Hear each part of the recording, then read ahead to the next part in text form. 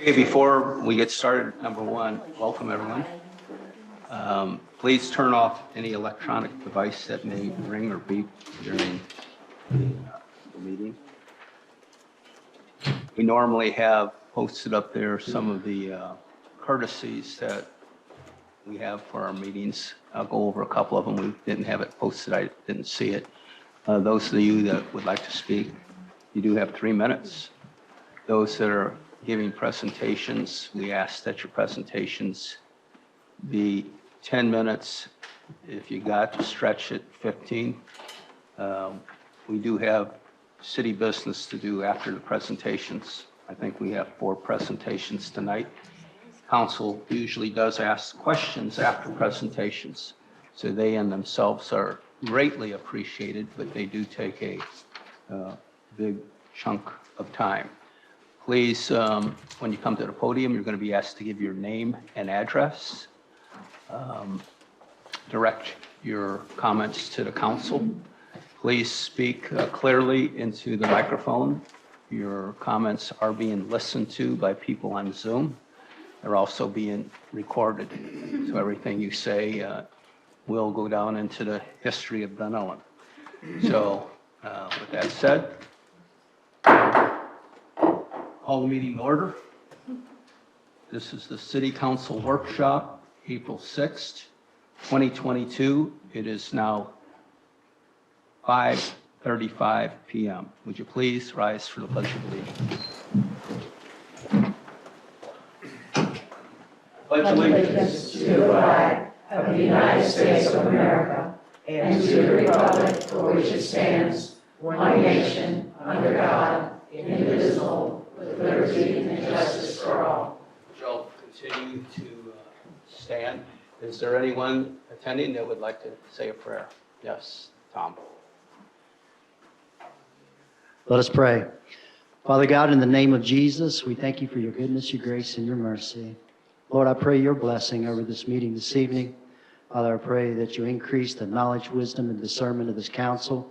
And Lord, for all of us who are in attendance, Lord, lead us and guide us in a way in which we can use our giftings to bless this city. In Jesus' name, amen. Thank you very much. Okay, Ms. Odom, roll call, please. Mayor White, Present. Vice Mayor Hanchard. I'm here. Councilwoman Williams. Here. Councilwoman Kenny. Here. Councilwoman Covich. Present. Michelle Leonard, Assistant Clerk. Here. Jan Smith, Finance Officer. Here. Troy Slattery, Public Works Manager. Here. Georgina Sid, Community Development Manager. Here. Julie Danowski, Records Clerk. Here. Chief McQuaig. Here. Lieutenant Yawks. City Attorney Andrew Hand. I'm here. The agenda for this meeting was posted on the city's website, the City Hall Bulletin Board, on Wednesday, March 30th, 2022, and amended on March 30th, 2022 to remove police fitness presentation. Okay, thank you very much, Ms. Odom. Council wants to thank everyone for coming tonight. Just describe to you very briefly what we do tonight. This is called a workshop in comparison to a general council meeting. A workshop is what we have as a preamble into a meeting. 5 days from now, we will actually have, 5-6 days from now, we'll actually have a regular meeting where there will be votes taken and things will be decided. Tonight is actually a discussion. It's the opportunity for the public to listen to the discussion of council among ourselves and also to be a participant in that discussion. This is your opportunity for us to work together and talk about various things that will possibly be voted on next week. What council does is we open our workshops with an opportunity to make public comment on any and all things, correct, Ms. Odom? Yes, sir. On the workshop, including what's on here. And for those of you that want to stay around and listen to the entire workshop, you will have an opportunity at the end to again make comment, and you can make comments on what you've heard, what you've discussed, what you agree with, what you disagree with, and additions and things like that. So we usually start off with our public comment that those that have signed up are asked to speak first. After those that have signed up have spoken, we then will ask if there's anyone who still would like to speak. So at this time, Ms. Odom, we're at agenda item number 1, public comment. Do we have anybody signed up?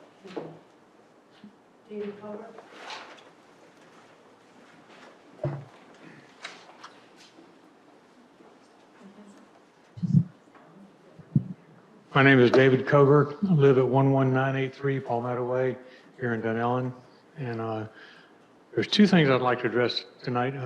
One is I spoke about, I think the last meeting, that was motorized vehicles in the Blue Run Park. And this includes skateboards that are motorized, bicycles that are motorized, and trikes that are motorized. And, you know, my wife and I walk on the path over there every day, and it's becoming an issue.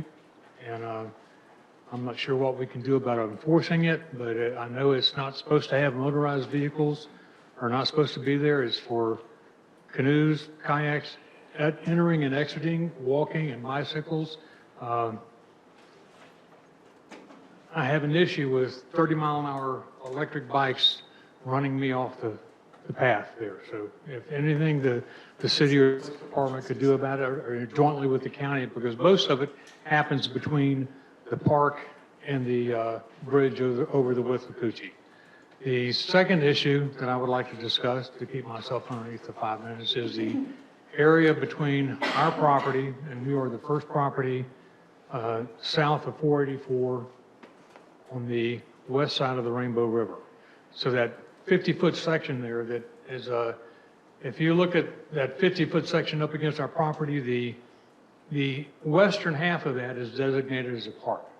The middle section of that is designated as a retention area, and there's actually a skimmer and weir in there that fills up, like last week when it rained real hard, water sat in there for a couple of days. And then the bottom part of that goes up against the river is designated as a biodetention area. And the purpose of that is to filter the water that overflows through that retention area before it gets into the river and contaminates the river.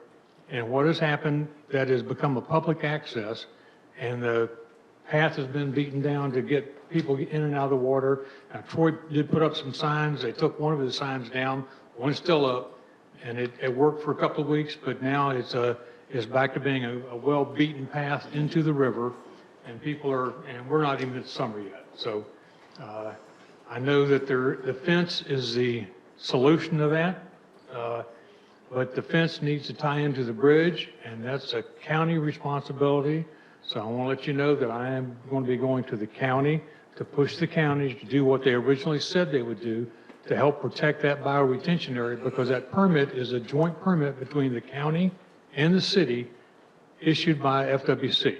And I'm going to keep going and go to FWC if I have to get wherever it needs to be done. Thank you very much.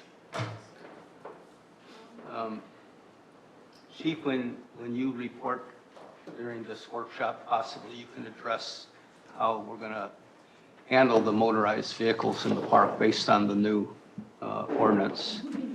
And Andrew, if you have anything to say about that retention area and the fence. Can I make a comment on that, Mayor White? Sure. The Withlacoochee Trail is actually a state park, and I'm not certain at this time if there are any restrictions at all on that Rails to Trails Park about using e-bikes, as e-bikes are now being used very often by people with disabilities. An e-bike has 3 modes of movement. It's pedal assist, fully motorized, or you can simply pedal it like a regular bicycle. So I will call the manager of the Withlacoochee Trail. Again, the trail is a state park, and I'll find out what's going on, see if they have any thoughts about e-bikes and this problem with them speeding along the trail and causing safety problems. Okay, is there anybody else that has signed up? Susan Jones? Ms. Jones?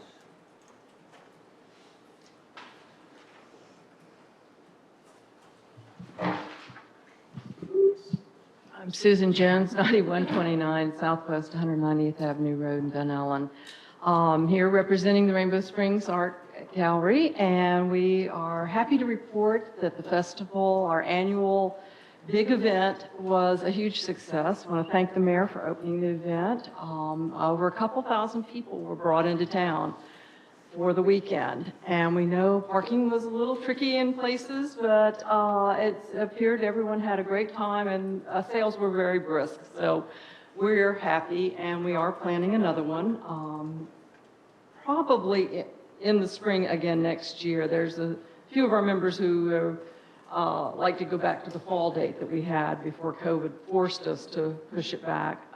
But anyway, we'll let you know as soon as we have the target date for the next festival. We do have 6 classes available this month, and I'd like to invite those in the community who would like to teach a class, whether they're a member of our group or not, to contact us. We do have a community room that is available for someone to lecture on anything they happen to have expertise on and think the public might be interested in. Or you know, a travel log. We've had several of our members do travel logs, and when travel is difficult, it's fun to see the pictures of others who've been there. So we do have some facilities issues still pending. I know that the painting of the building was budgeted in this year's city budget. I know we did have some unexpected electrical expenses with the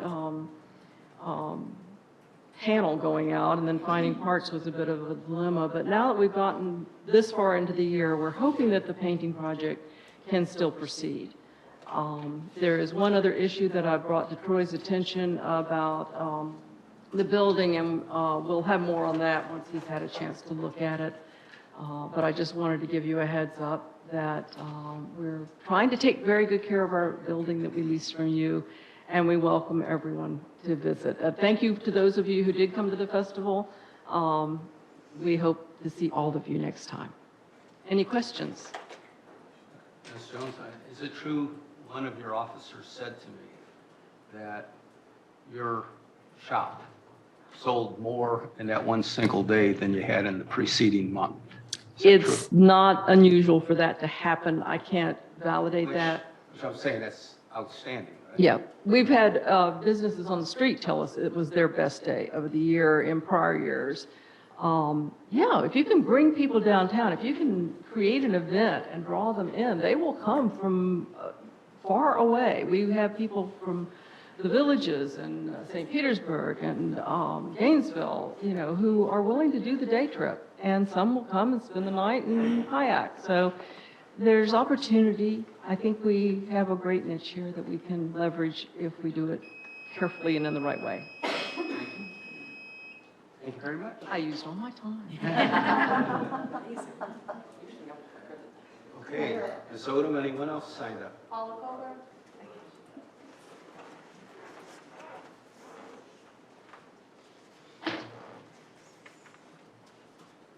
Hi, I'm Paula Koger, and I am 11983 Palmetto Way, Dunnellon, Florida 34432. And I'm here, first of all, to tell you guys what a splendid job you are doing with this town.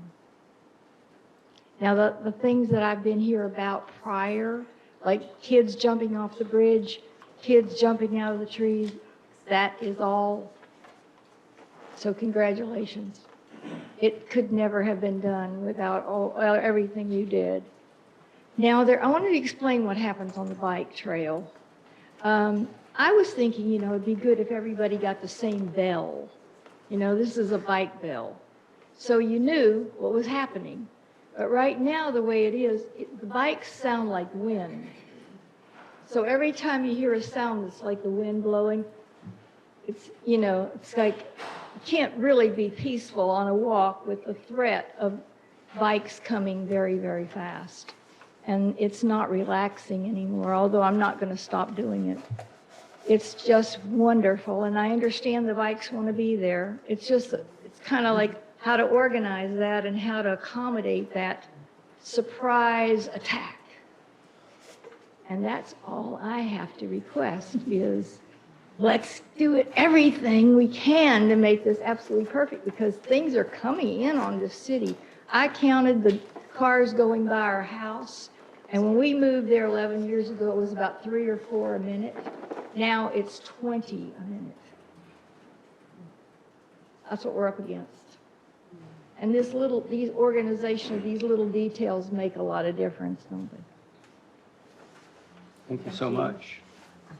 I would like to just make a comment on that, being someone that does walk the trail from time to time, is there is somewhat of an etiquette issue between the bikers and the pedestrians, where often when you're walking on the trail on a quiet morning or afternoon, you could be walking down the middle of the trail with another person, and a biker comes from behind you, like you say, silently, can't hear them, and basically almost runs you over like they have the right of way. So the bikers need to realize pedestrians have the right of way, and if they have to slow down or if they have to go to the side, it's incumbent upon them, not on the pedestrians. I've had that happen several times, and it's quite irritating when they basically just run up on you, and it's up to you to get out of the way or get run over. So I get it. I get it. Yes. Oh, I don't know the maximum speed of a bike, but one passed me on the bridge this morning like he was doing 55. Yeah. I'm exaggerating, but he was really fast. Really, really fast. And some of them use their bell and some of them do not. You know, and some of them just don't say a word. They just, I don't know how you can control that though. Just keep in mind that we have passed a Blue Run Park ordinance that just went into place April 1st, 5 days ago. And a lot of these things are addressed within that ordinance. Taking a look at it right now and seeing what might need to be tweaked, what needs to be enforced more. But a lot of these things are addressed in this new ordinance. A lot of people, I'm sure, are unaware of the changes, but we will do our best to educate. Ms. Odom, anyone else? Kathy Dunn?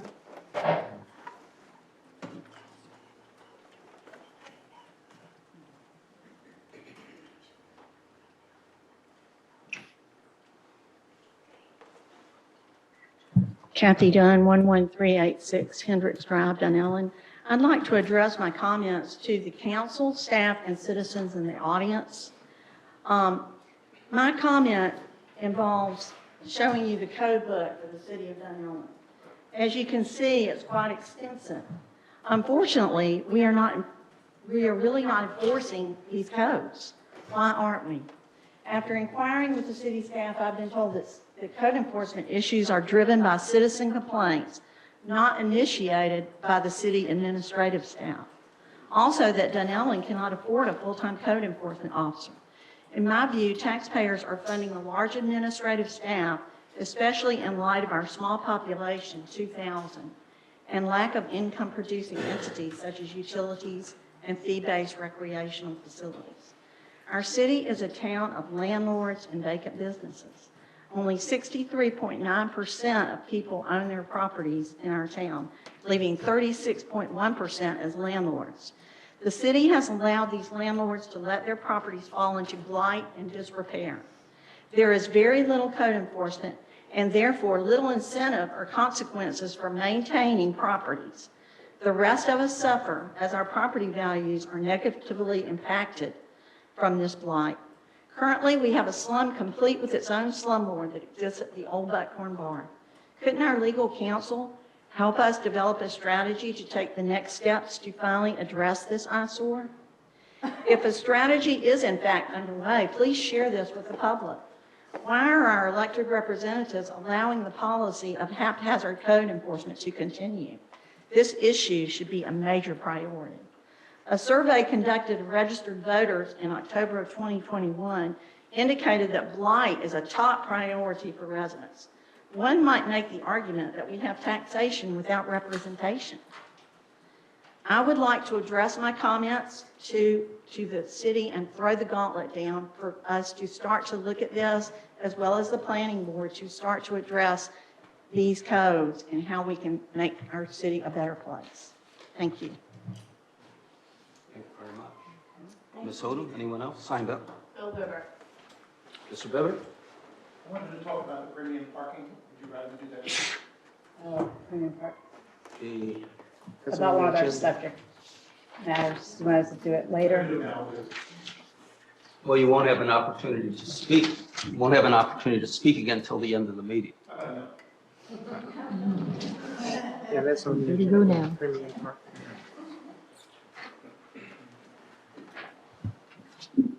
Bill Bibbard, 9552 Southwest 192nd Court Road, Dunnellon. I just want to make a few comments, and you may remember I sent an email to you all a couple of weeks ago about the idea of premium parking. It's something I paid close attention to most of my life. I've been using boat ramps since I was probably about 8 years old. I guess I've been in maybe 25 states using boat ramps. So I'm very familiar with how boat ramps operate and how they're funded. I would say, Mayor, that most of the ones west of the Mississippi are free, but I understand that's not a debate we're going to have. But in terms of the way that boat ramps can be paid for, and I'm familiar with the one over in Fort Island Trail, the one that Citrus County is running.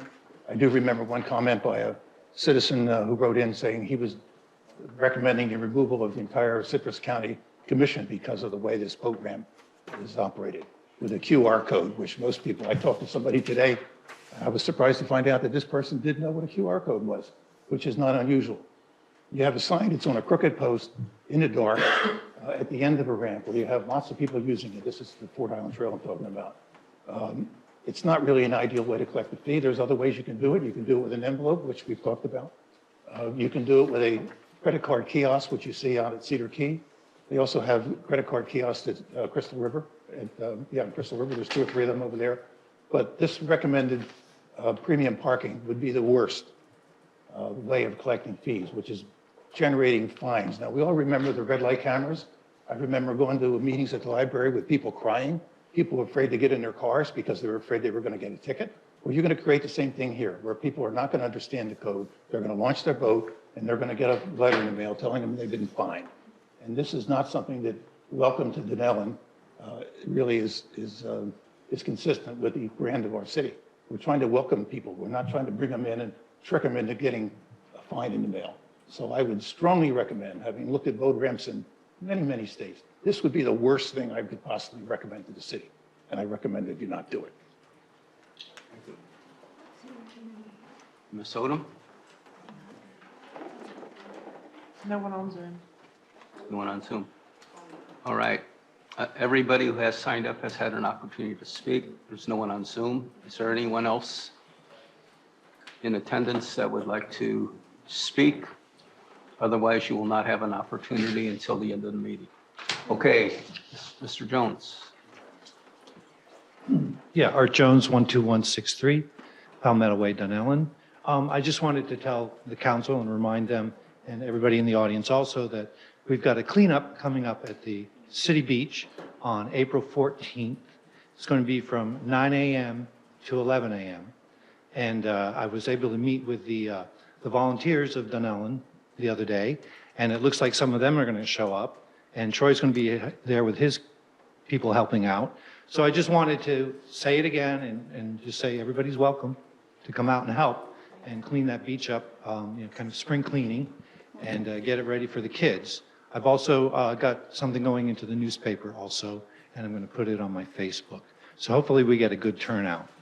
And then also later coming up, you've got a presentation from Sea and Shoreline, because I'm very excited that you hear what they have to say, because really the key to keeping the city beach clean is getting a lot more of the river cleaned up, because the city beach is at the end, so it gets all the stuff.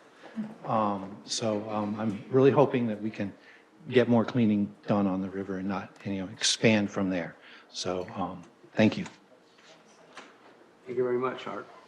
Yes, I think we've had two or three of those in years past, and it's quite remarkable how much we can get done in that one day. So I'll be out there in my bathing suit. That's a visual. All right, anyone else who's in attendance, would you like to take this opportunity to speak? Speak about any subject, whether it's on the agenda or something new, old, or whatever. Okay, Ms. Odom, please note everybody has had their opportunity to speak. Just want to bring it to council's attention that we have a request to add a additional presentation that's going to segue into item number 10 on the agenda. Item number 10 on the agenda is discussion of a police facility. We have some people that represent construction of something like that, and they've asked if they could speak. Number 7 on the agenda, they would be the last presenter.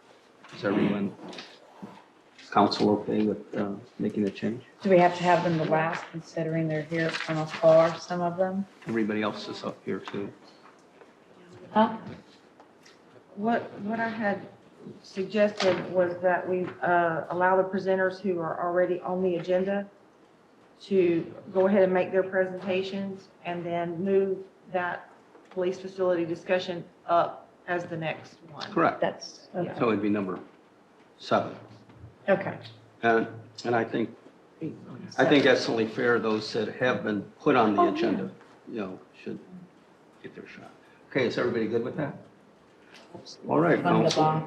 Very good. All right, we're moving on now to agenda item number 2, the Dunnellon Chamber and Business Association report.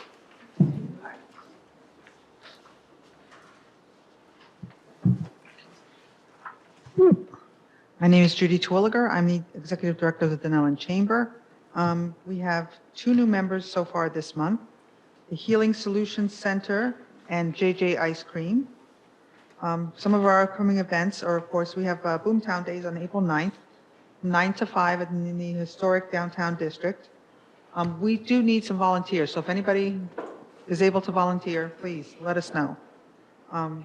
We have so far this year, 125 vendors, so we are completely sold out of vendor spaces for Boomtown Days.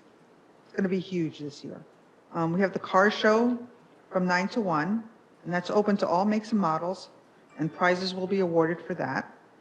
The entry is from Nedlove Avenue, and it's from 8:30 to 9 o'clock is the entrance to that. The pie eating contest is at 1 p.m. on the lawn of Crazy Chicks at the corner of Cedar and Walnut Street. And if you'd like to register, contact the front porch. April 22nd, we have a grand opening for Workout Anytime Dunnellon. Their grand opening is going to be all day. However, we have a ribbon cutting for them at 1 p.m. What day? That is April 22nd. On April 23rd, Willpower Wellness will have their grand opening of their Hernando Gym from 2 to 4. On April 23rd, the Rainbow Springs Art Earth Day show is from 10 to 5. On April 21st to the 24th, the Vietnam Traveling Memorial Wall will be at the Crystal Harley Davidson on Suncoast Boulevard in Homosassa. And it will also be coming to Dunnellon in 2023. Okay. Also, we don't want you to miss Vice Mayor Hanchar's in the pie eating contest. She came close. She was in the top 3 last year, so this is her year. But they're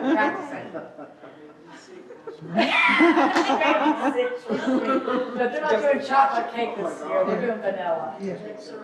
Also, I have a website update from Danielle Stevens, if you guys would like to hear it. Okay, thank you. Wait, I have one question for you though. What, like, if somebody's already volunteering to work on the beer booths, what time would they need to be there to help set up? I would say be there around 7:30, 8 o'clock. Okay, 7:30, okay. Yep, that would be great. Any Thank place you. else where volunteers need to go? Um, If they decide to come volunteer that day, where would you want? Just them to contact go the to? chamber, either stop by or give us a call. Okay, thank you. Thanks. Thank you very much. I do want to say to Vice Mayor, to remind her that I do have photos of her eating the pie last year.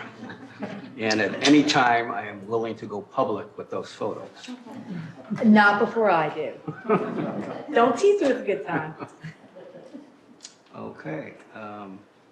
Yes. Hello, I'm Danielle Stevens. I'm at 19590 Southwest Eagle Drive, owner of Stevens Labs.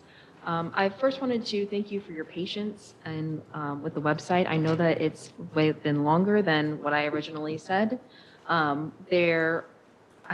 Because of the theme that we're using, that we need to use for all of the features that we'd like to have, I had to use a different tool set that I wasn't used to, and it's taking me just a little bit longer than I anticipated. So, but I can show you a little bit of the website now. So I have gotten it down pat, and it's definitely in the process, and I'm entering in all of the travel businesses from around town. We have quite a few of them. I don't know if we can go here. Who is in charge of the? Is there a link? It's discoverdunnellon.com.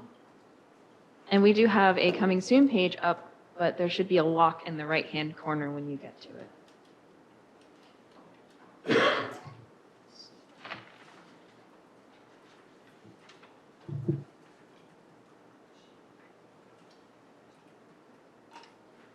And then on the bottom right-hand corner, there would be a lock. Yeah. And then 5546 is the PIN.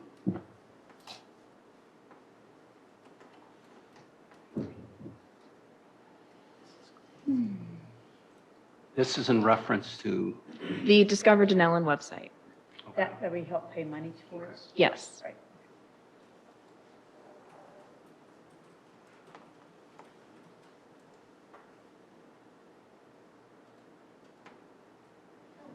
And so this is just the first little bit. And so we've got this, if we just wait here for a moment, you have Discover the Rainbow River, and then it goes Discover Local Events. And then we'll discover, just like Discover Dunnellon. So it's going to change with each Discover Nature. And each one of these posts will link to the different things that they can do, as well as when we scroll down just a little bit. Yes, we'll see where to eat, where to stay, where to play, and then we'll have upcoming events right below that. Now, again, this is not styled right. I'm getting a different picture for the background, and definitely those letters will not be black. They will be white, and it'll be our font. So there is still quite a bit more work for me to do, but we are in the process. And if you'll scroll down just a little bit more, these are the listings, and you can click on any one because I've got them fully filled out. If you click on the name, please. Thank you so much. I appreciate you. My Vanna White over there. So I am still working on fixing this. The get up and go kayaking needs to be to the left more, but then here is a photo, map, hours, everything they need to get there, email, website. If we scroll down just a little bit more, there's about us. I can even put a video for them, a little more images. We'll scroll down just a little bit more, and we see some more images and how to reserve your time there. And if we scroll just a little bit more, there's the review. So it's still, forgive how it looks now, but it's still in the process. But we do have just a few more weeks left on it. I'd say about 4 more weeks until we can have it published. Okay? thank you very much. You're welcome. And do you have any questions? Sure.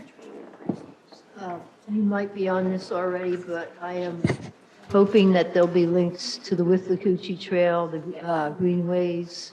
Yes, there will be. And since we have now become officially a Blue Run community, that link, we're already linked to them, by the way, on their website. Okay, cool. So please Oh, I will. pursue all those immediate outdoor adventures that So aren't like on the river. What I want to do on the plan your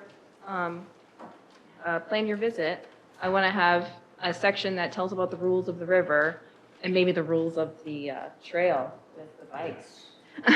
But also, I would like, for somebody that's interested in fishing, or for somebody that's interested in hiking, or for somebody that's interested in biking, it kind of pulls Yes. maybe the restaurants, and if they're going to stay, where they could stay, but then also what they could do. So those different adventures. So I kind of want to do, all of that. Thank you. You're welcome. Good Thank you job, very much. Danielle. Thank Anybody you. else? No? All right, Thank well, you. thank you, I appreciate it. Perfect. Okay, I believe that concludes the public comment now. And the chamber, that was part of the chamber report.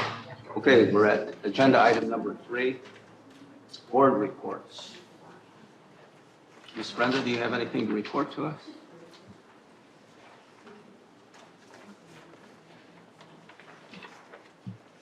Brenda Diarville, 11661 Camp Drive, Dunnellon, Chair of Dunnellon Planning Commission. The last meeting, we were discussing our continued discussion of the Dunnellon vision and mission statement. We've been discussing this on and off for about a year. And Attorney Bracken had expressed to us the importance of having that incorporated in our comprehensive plan because there's been legal cases that have actually hung on words in that mission statement.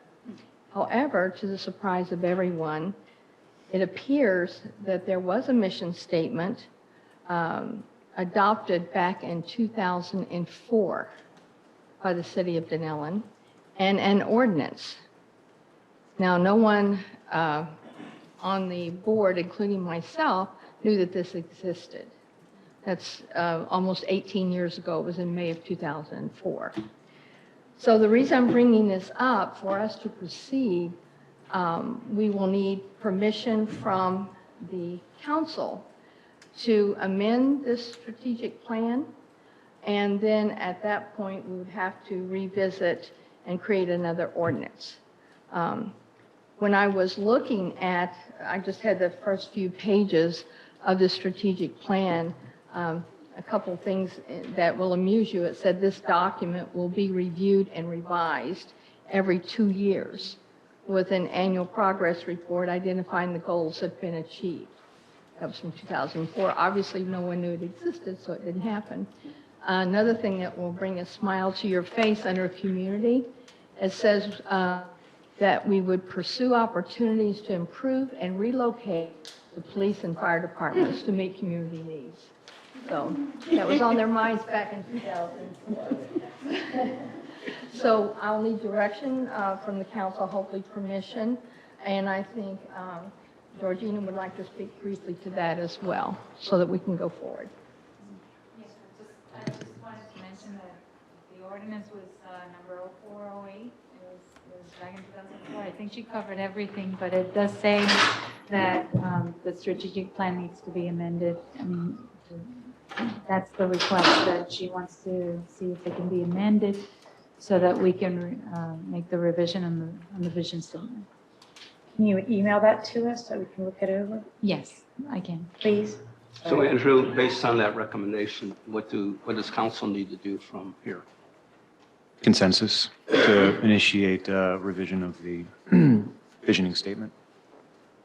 You could do it by motion at the meeting if you wanted to, but consensus is fine because ultimately how this works, and I'm sure when it comes to planning, Attorney Brackens will provide an in-depth, procedure for it.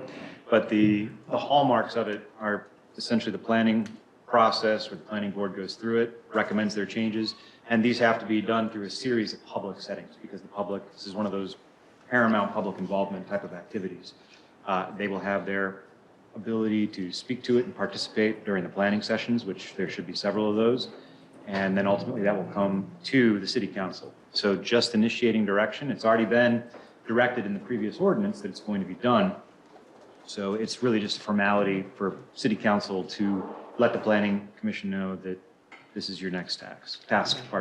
And what I would like to add, when you give the direction, in addition to the vision statement, because the strategic plan includes the vision statement, a mission statement, and value statements. So if we're going to have to review one, we might as well review all three. Understood. Okay. Council, they're just needing a consensus from us to start the process. No problem with me. Okay. Go forth and prosper. Okay. Thank you. Thank you. We're still on item number 3, board reports. Anyone else that would like to make a board report? Ms. Covich, you are the liaison for the historic board. Do you have anything to? Nothing new. Nothing new. Okay. All right, with that said, we are going to agenda item number 4. This is our first presentation, one rake at a time. Sea and Shoreline Rainbow River Restoration. Mark Becklenberg, Field Manager. Welcome, Mark. Want to come up to the podium with your crew? Whoever is going to speak needs I'm going to to introduce them, and then I'll let them take name over. and address too. Yeah. As you know, I do the One Rake at a Time project. I started that way back in Crystal River back in 2009. And one of the things that I've been doing up here in Rainbow River is also one rake at a time cleaning out the hydrilla.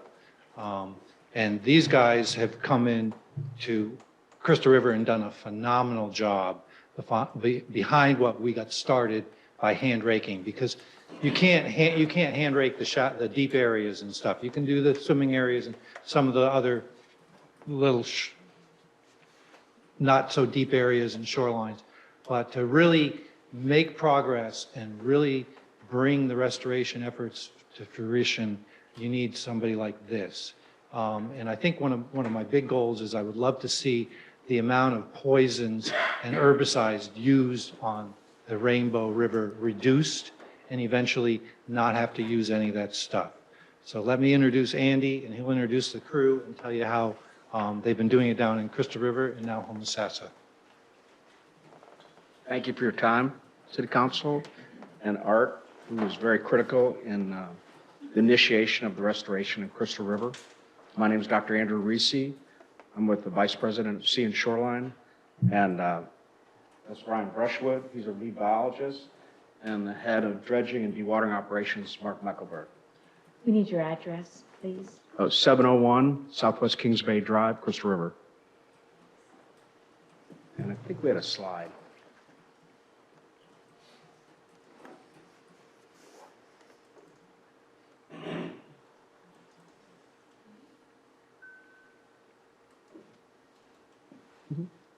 So we've been talking with Art, who works with One Rake at a Time. And our company works with nonprofits and local government agencies to restore various coastal environments. And we specialize in spring restorations. We just finished a spring restoration of Hornsby Springs up the road here. And we've been working for the past 5 years in Crystal River and Homosassa. And our results in Crystal River have been spectacular. It's what we do, it's what we love to do, and it's really exciting to watch and flip a whole ecosystems and change it from taking out legacy nutrients, changing systems of invasive species like the hydrilla, you try to rake. And so what you have left, like what you see at Hunter Springs now and Three Sisters and Crystal River, is mass eelgrass beds that create habitat and change the water quality. And that's what we would like to do in the Rainbow River. And, you know, this is kind of a 40,000 foot view of it, of what we do and how we do it. With that, I'd like our lead biologist, Ryan Brush. Please give us your address also. Sure. I'm Ryan Brushwood with Sea and Shoreline, and I'm at 710 Southwest Kings Bay Drive, Crystal River, Florida. And you can go ahead and go to the next slide there too. So that's just kind of the rundown that Andy just gave. We're going to talk a little bit about who we are at Sea and Shoreline, some of our objectives as well as the objectives for a project in the Rainbow River, and then the template that we've used in Crystal River, Homosassa, and some of these other springs throughout the state. So go ahead. Services, experiences, and benefits. Andy touched on that briefly already. We are a aquatic restoration company. We do everything from dredging, muck removal. We specialize in planting, actually farm raising and planting seagrass and other submerged aquatic vegetation, and going into systems and trying to figure out what's going on, figure out why the water quality really isn't where it should be, and then figuring out what we can do to get it up to par, right? Get it to where we want it. So you can go ahead to the next one. Andy also touched on some of our projects. We've done a lot of spring work throughout the state. Andy mentioned Hornsby, Crystal River, Homosassa, Blue Springs. We've kind of found this niche in the spring systems, especially when they are experiencing impairments. Maybe that's nutrient loading, maybe that's algae in the case of Crystal River, or maybe it's invasive species like hydrilla in the case of the Rainbow River. Go ahead. That's kind of our whole company mission defined in two pictures. We try to, identify these areas that look like the picture on my left, and we turn them into the picture on the right by establishing the plants that are native to that area, the plants that should be there, and eliminating any of these impairments that are causing that poor water quality. Our process is pretty simple. It starts by vacuuming or dredging. I hate to even call it dredging because it's so small scale. We have divers in the water with a hand nozzle. It's very similar to vacuuming your carpet and hitting the corners, hitting every little spot. We cultivate or farm raise native plants, as Andy mentioned, and then we outplant them into the system. One of our founders was a farmer in the Tampa Bay area, so our practices are very similar to farming, not only science approach as, putting something out there and studying and seeing what happens, but protecting it and maintaining it and making sure that the plants that we install are going to serve those purposes that we need them to. And then finally, the scientific side of it, we do monitor it and, try and quantify not only the success of the project, but the benefits that are being provided to the system and to the community as well. In terms of the objectives for this project and kind of what we see happening here in the Rainbow River, I'm going to let Mark Meckelberg take over. He's our dredge superintendent, our dredge supervisor. He's going to talk about what we see needing to happen and how we get there.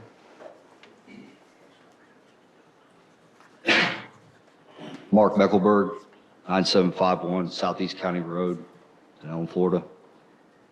So some of the objectives, your waterway is very similar to Crystal River. Literally 20 minutes down the road, spring-fed ecosystem. You guys are coming into a lot of problems that Kings Bay had seen. The good part is being proactive in this scenario instead of being reactive. Your waterway isn't as bad, but in the near future it will be. So some of the objectives that we have is removing invasive species. A lot of the hydrilla, that's Southeast Asia vegetation that can take over an ecosystem, starve other, vegetation out, and then die off and create a massive amount of detritus material. The removal of harmful algae, that's very important also. I don't know if you guys have heard of local areas. There's a spring just north on 19. People were getting like a lot of really bad rashes, problems, so on and so forth. It's inevitable to find its way to this ecosystem. Hopefully it doesn't, but if we get on top of it, we can do our best to combat it. Navigation, we do improve navigation, but with Rainbow River, that's not something that we really have a massive goal on. You guys have your main channel that the boaters know to stay in. Hopefully the boaters know to stay in. Kayakers kind of go wherever they want. That's kind of what sets us apart from other dredging firms and aquatic restoration firms is with what we do, it's extremely meticulous. We don't take more than what's needed. We get in, everything's hand diver, dredge, like Ryan had said before, every nook and cranny, we get to every single spot, do our utmost best. One huge thing about the company, we're a complete full-turn circle company, restoration firm. We don't subcontract. We wouldn't subcontract another company into the project. I can speak on behalf of my guys and the biology team that professionalism is very important to us. That's paramount. Safety is also extremely important. Maintaining a open navigable waterway so you guys won't have any issues with tourism, locals wanting to boat on, Monday to Friday, so on and so forth. We would definitely, we're pretty used to boaters in Kings Bay and in Homosassa River every single day. And we do really well with making sure they can get around us. Solution to that problem is dredging the material, dredging the invasive species, the vegetation, removing it and discharging it and taking it completely out of this county.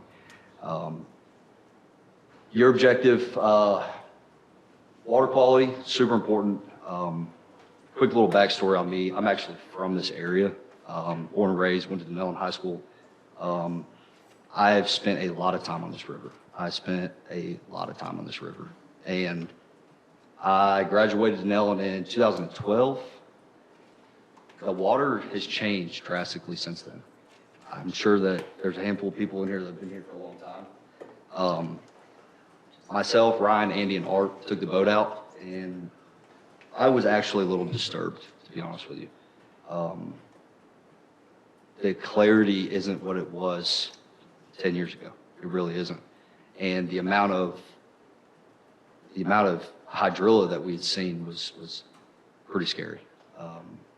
I still live in Dunnellon. You know, I'm 15, 20 minutes outside of the town, and I'll be proud to be part of it and be the contractors, get in and do the good work and do what we do best. Stabilized sediment, removal of harmful nutrients, that's all within dredging. Creating the healthy ecosystem. Our biology team's incredible. Ryan and his team are some of the best people I know, and they understand the spring systems, the waterways, and they can do really cool stuff. So stuff that I don't understand. And then one huge thing also is helping the ecotourism, the economy. With Crystal River, and we like to use Crystal River as kind of like the baseline, right? And again, 25, 30 minutes down the road. Probably 7 years ago, in the middle of summer, you wouldn't see a manatee anywhere, right? There wasn't a resident population because they were using Kings Bay as a thermal refuge. Well, with our project, they have vegetation, they have plenty of food source, fresh water, so on and so forth, slow-moving boat traffic. The resident population is upwards of 50 manatees that stay in Kings Bay all year round now. In turn, ecotourism, right? More people come to the town, more people want to enjoy the, crystal clear water, not stepping in the muds, not stepping in the nasty vegetation, seeing the pretty grass, so on and so forth. I don't want to see the river turn into that. I want to see the river continue to be beautiful and for many years down the road. Solution to that, planting and protecting eelgrass. So, whether it's, I take that back, I apologize, seagrass. Biology team comes in after we dredge, remove all the detritus, remove all the invasives. Biology team comes in, replants the native vegetation, and they do use some exclusion devices that cover it. I don't know if that will be implemented here, but that's a potential, and that's down the road. And then they will monitor and basically do all their surveys on the vegetation. Can you do the next slide, please? Thank you. This is a quick little shot of one of my barges. You can see on the bottom left corner. We do contact pumps, very low decibel reading while the pumps are running. Always a tender on the barge, 2 divers in the water is a typical operation. The tender pays attention to other boaters, boat traffic, making sure people are okay, so on and so forth. Top right corner is a geotube. It's a synthetic textile material, and that's where all the detritus organics go to. And it's a controlled area. We layer the bottom down with visqueen, no breaches, and once a bag's full, let it dry, haul it out, and get rid of the stuff.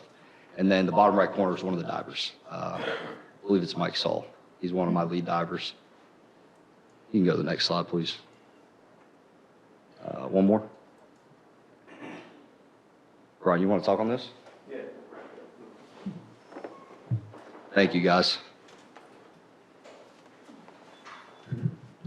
Yeah, so I know we threw a lot of information out there, and we could talk about it all day because it's one of those things that's very exciting for us. I grew up in the Tampa Bay area, grew up coming to Springs too, and it's really neat to see a system go from point A and get to point B.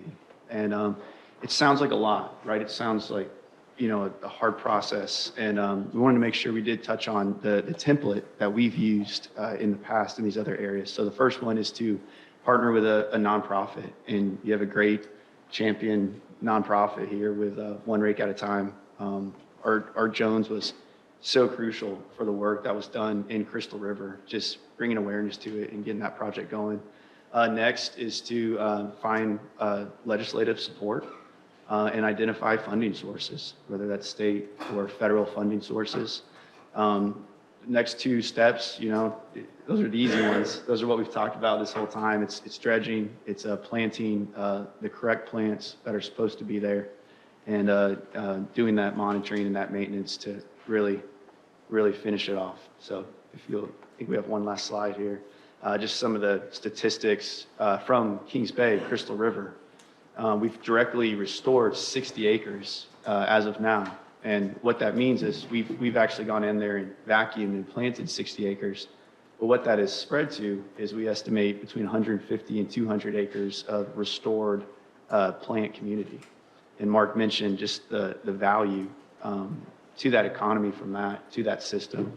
You know, look at it from the manatees or from the kayak rental shop. Everyone's kind of gotten their piece of it now. We've opened over 750 spring vents, and that's not, you know, we're not down there digging. Those are just vents that were open historically, but were covered up by muck, by invasive species and things like that. Over 300,000 planting units and over 175,000 tons of muck removed to this point. So last couple slides are just I think we have a picture. I had to throw this in there for Art. This is one of his original, one rake at a time, kind of where it started. And I know he's doing some great work here already. And then the final slide is just kind of our, that's okay, it's just very early on, the areas that the Water Management District as well as our biology team have identified as nutrient impaired and invasive species impaired, and just kind of a ballpark idea of where that project would start. So thank you everyone for your time, and we're really excited about the opportunity of getting a project going here.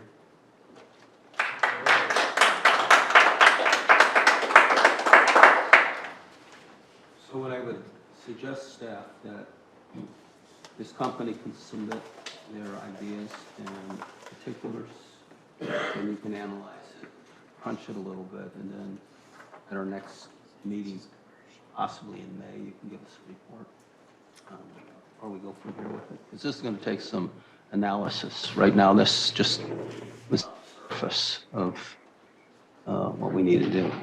Well, what we need to know is what they're coming to us for. Correct, and I don't think this is the forum to go through the minutia on it at a public meeting. So that needs to be done between staff and them, and then you get back with council. Because we could spend the rest of the evening just discussing this, for sure. Yes, sure. One of y'all, I'm sorry, what kind of price point would this be? You'll have to come up to the microphone, I'm sorry.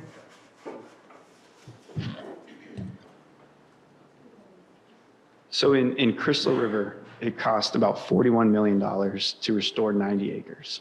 And that was a goal that they set back in 2015. And their original completion date was July of 2023. So spread throughout that time frame. And that's all money that came from the state through DEP. Yeah. You know, the pilot project involved a lot of donations and things. But once they created that model, and once it started to show success, they were able to go to the state and ask for funding to get from point A to point B. And who asks for funding? Because, and I was trying to look at the map. I don't know if it's all just the city of Dunnellon or if part of it is also, because the rainbow is, of course, as you know, Dunnellon, city limits, Sure. and the county. So it almost seems like it would be a joint project. Sure. No, absolutely. And so in Crystal River, it's a group called Save Crystal River. That is a group of citizens who had grown up on the river, and Art knows them very well. They all have the same mission of just restoring that water quality. And to answer the other question too, why, you know, it takes a community. No restoration project happens without full support from the community. And I think that's can be seen in places throughout the state. Indian River Lagoons has a lot going on, and that's kind of what they're missing right now is that community to really get behind and really, you know, give them that push to get there. So. Thank you very much. If someone wanted to go to Crystal River and see the work you've already done, what part of Crystal River would you recommend to go see? So I would recommend to start in the Hunter Springs area. Or Three Sister Springs, but I think Hunter Springs is probably more accessible. It's funny, there's a swim zone at their park, and you don't have to go very far outside of that swim zone to really see the effects. And there's quite a bit of seasonal variation in that grass. This is the time of year where it really starts to pop off and really starts to go green again, and you don't have to look too far. I was out there one day when y'all were out there. It was pretty cool. It's neat. Yeah, it's a great project and it's something that we're hoping to replicate in many, many places. Okay, Council? Yes, I have a question. Seeing how the Rainbow River is a Florida Aquatic Reserve, I believe is 1994, and also is marked as an outstanding waterway. And from what I have read from the Clean Waters Act, Florida DEP is directly responsible for maintaining this river, and they've done a sorry job of it. Do you have a direct connection with Florida DEP, or do we have to go totally through legislative process? I don't know for sure. And Andy, maybe I'll speak up.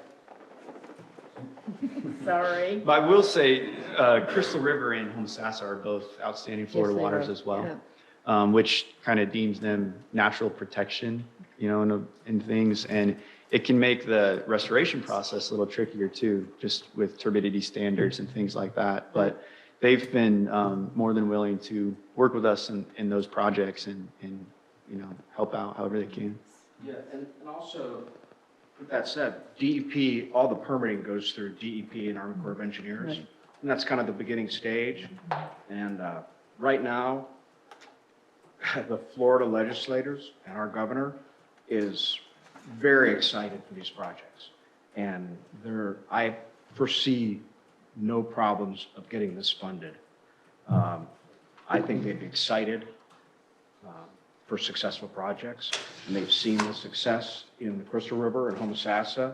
And I know for a fact, after speaking with many people, they would be excited for this project.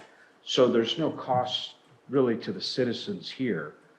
It's all state funding, and the funding then funnels through the DEP. So they handle all the monies. But you would need a certain amount of money up front for a study. Sure, and that's the community involvement. To initiate the process is the permitting, right? And we take some of that burden, and we have the community and nonprofits come up with a small portion to get that going, right? To get that because once you get the permit, you're a shovel-ready project, and you hear about this all the time. Coastal resiliency is not only state funded, it's federally funded, and our state politicians are behind these 100%. And the Springs funding is annual, and that's funded for the next decade. They got 300 million marked right now. Exactly, and DEP is behind that. I've talked to people from Southwest Florida Water Management District, and that's why we picked that area going south of that one section, because that was their interest. So if you tie it into what they've already done the science on, the permitting process flows much easier. Cool. Thank you. That is great news. Thank you. Please send us your prospectus and send us the information and everything. And we will, and Okay. we'll go through in detail at any time. It's very early. We just wanted to show you what the possibilities are. Correct. Thank you so much. Thank you. Thank Appreciate y'all. Great job. Excellent. All right, we now are moving to presentation of agenda number 5, premium parking boat launch fee program. As you know, we are considering, council is considering, and it's just considering at this point, to start charging to use the boat launch here at City Hall. Welcome, sir. Name and address. Thank you. My name is Charles Dummett. My address is 8015 Mobile Avenue, Tampa, Florida. So again, my name is Charles Dummett. I'm the Vice President of Premium Parking, and I do have an extensive background in municipal operations from all over the country, from Portland, Oregon, to the City of St. Louis, District of Columbia, Toronto, Canada, and most recently, I was the Director of Parking for the City of Tampa. So I do have a sensitivity of starting new operations and some of the pushback that might be received and how to go ahead and tread lightly through those waters and make the public happy. Next slide, please. Okay, this is a picture of where your boat launch will be located. And one of the ways that you can pay for a boat launch is to go ahead and just Google Google the location of the boat launch. And that will come up when you Google it. It will take you to a link to our website, and it shows the price.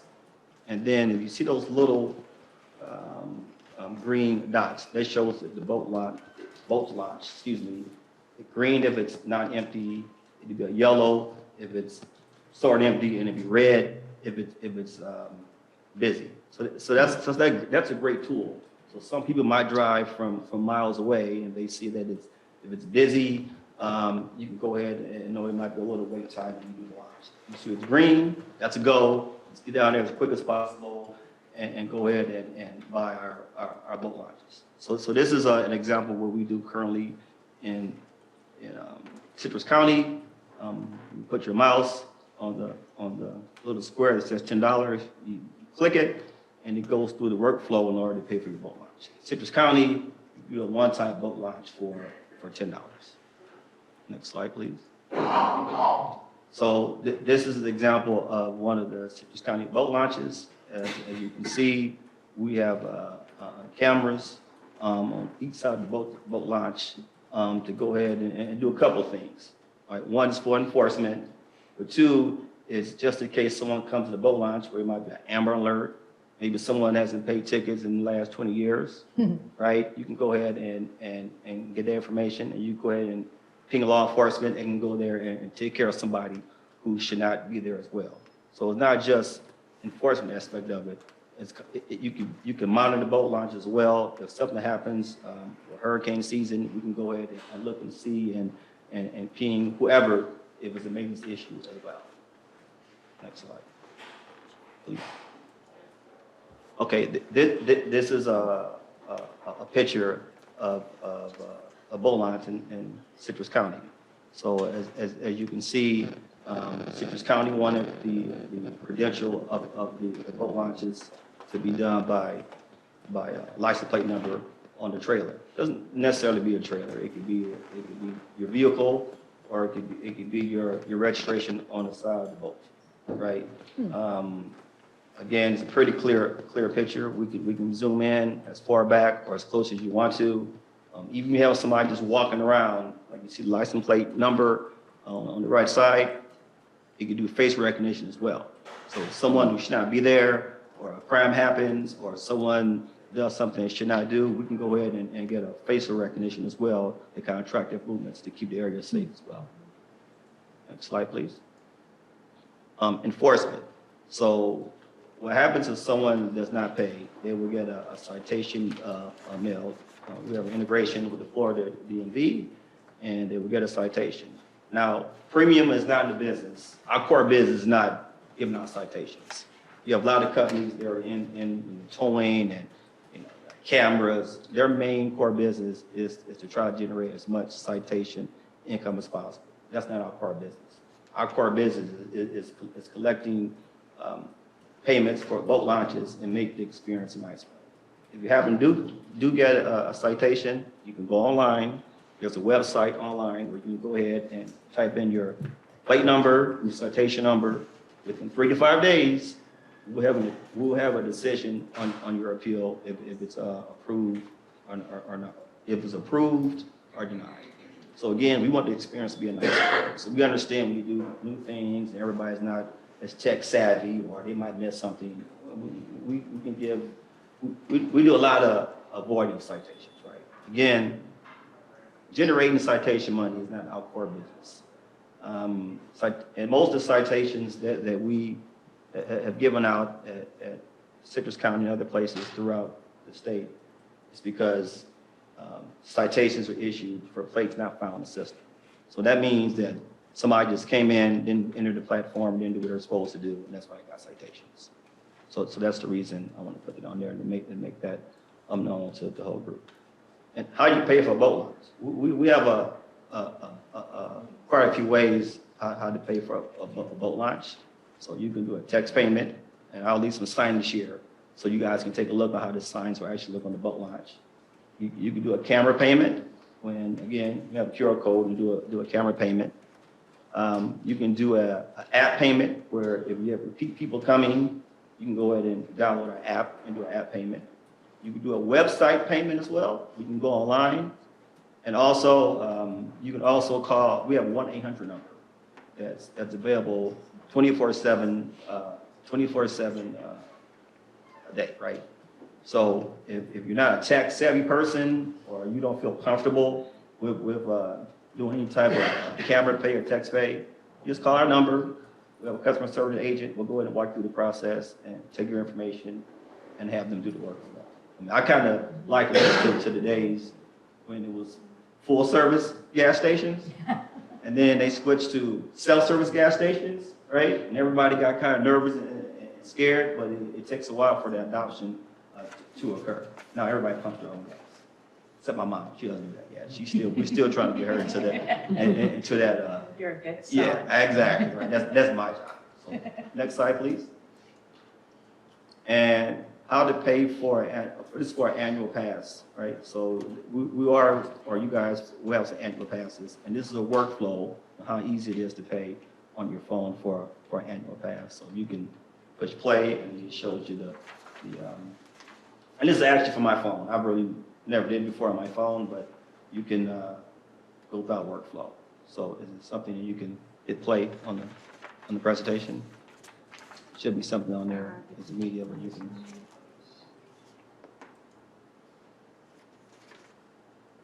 Right, there you go. So you just type in your number, parking, choose your subscription, continue, your number in, your plate number, that's the details, total, shows you when you start, renewal date, and that's it.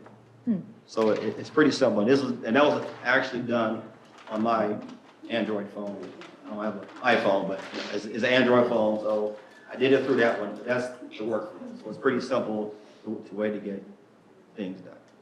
Next slide, please. I think that's the end of it, Charles. Is that the end of it? Yeah.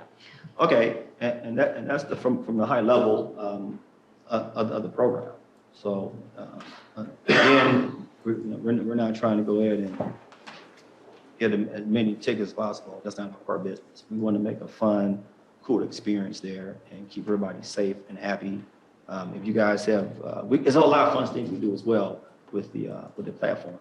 Somewhere down the line, if you guys want to go ahead and sell some tickets from the barbecue, we can include that with the boat launch, right? So it's a lot of fun, interesting things that we can do and make it simple and easy. So, are there any questions? Yeah, sure. Question, on the annual pass,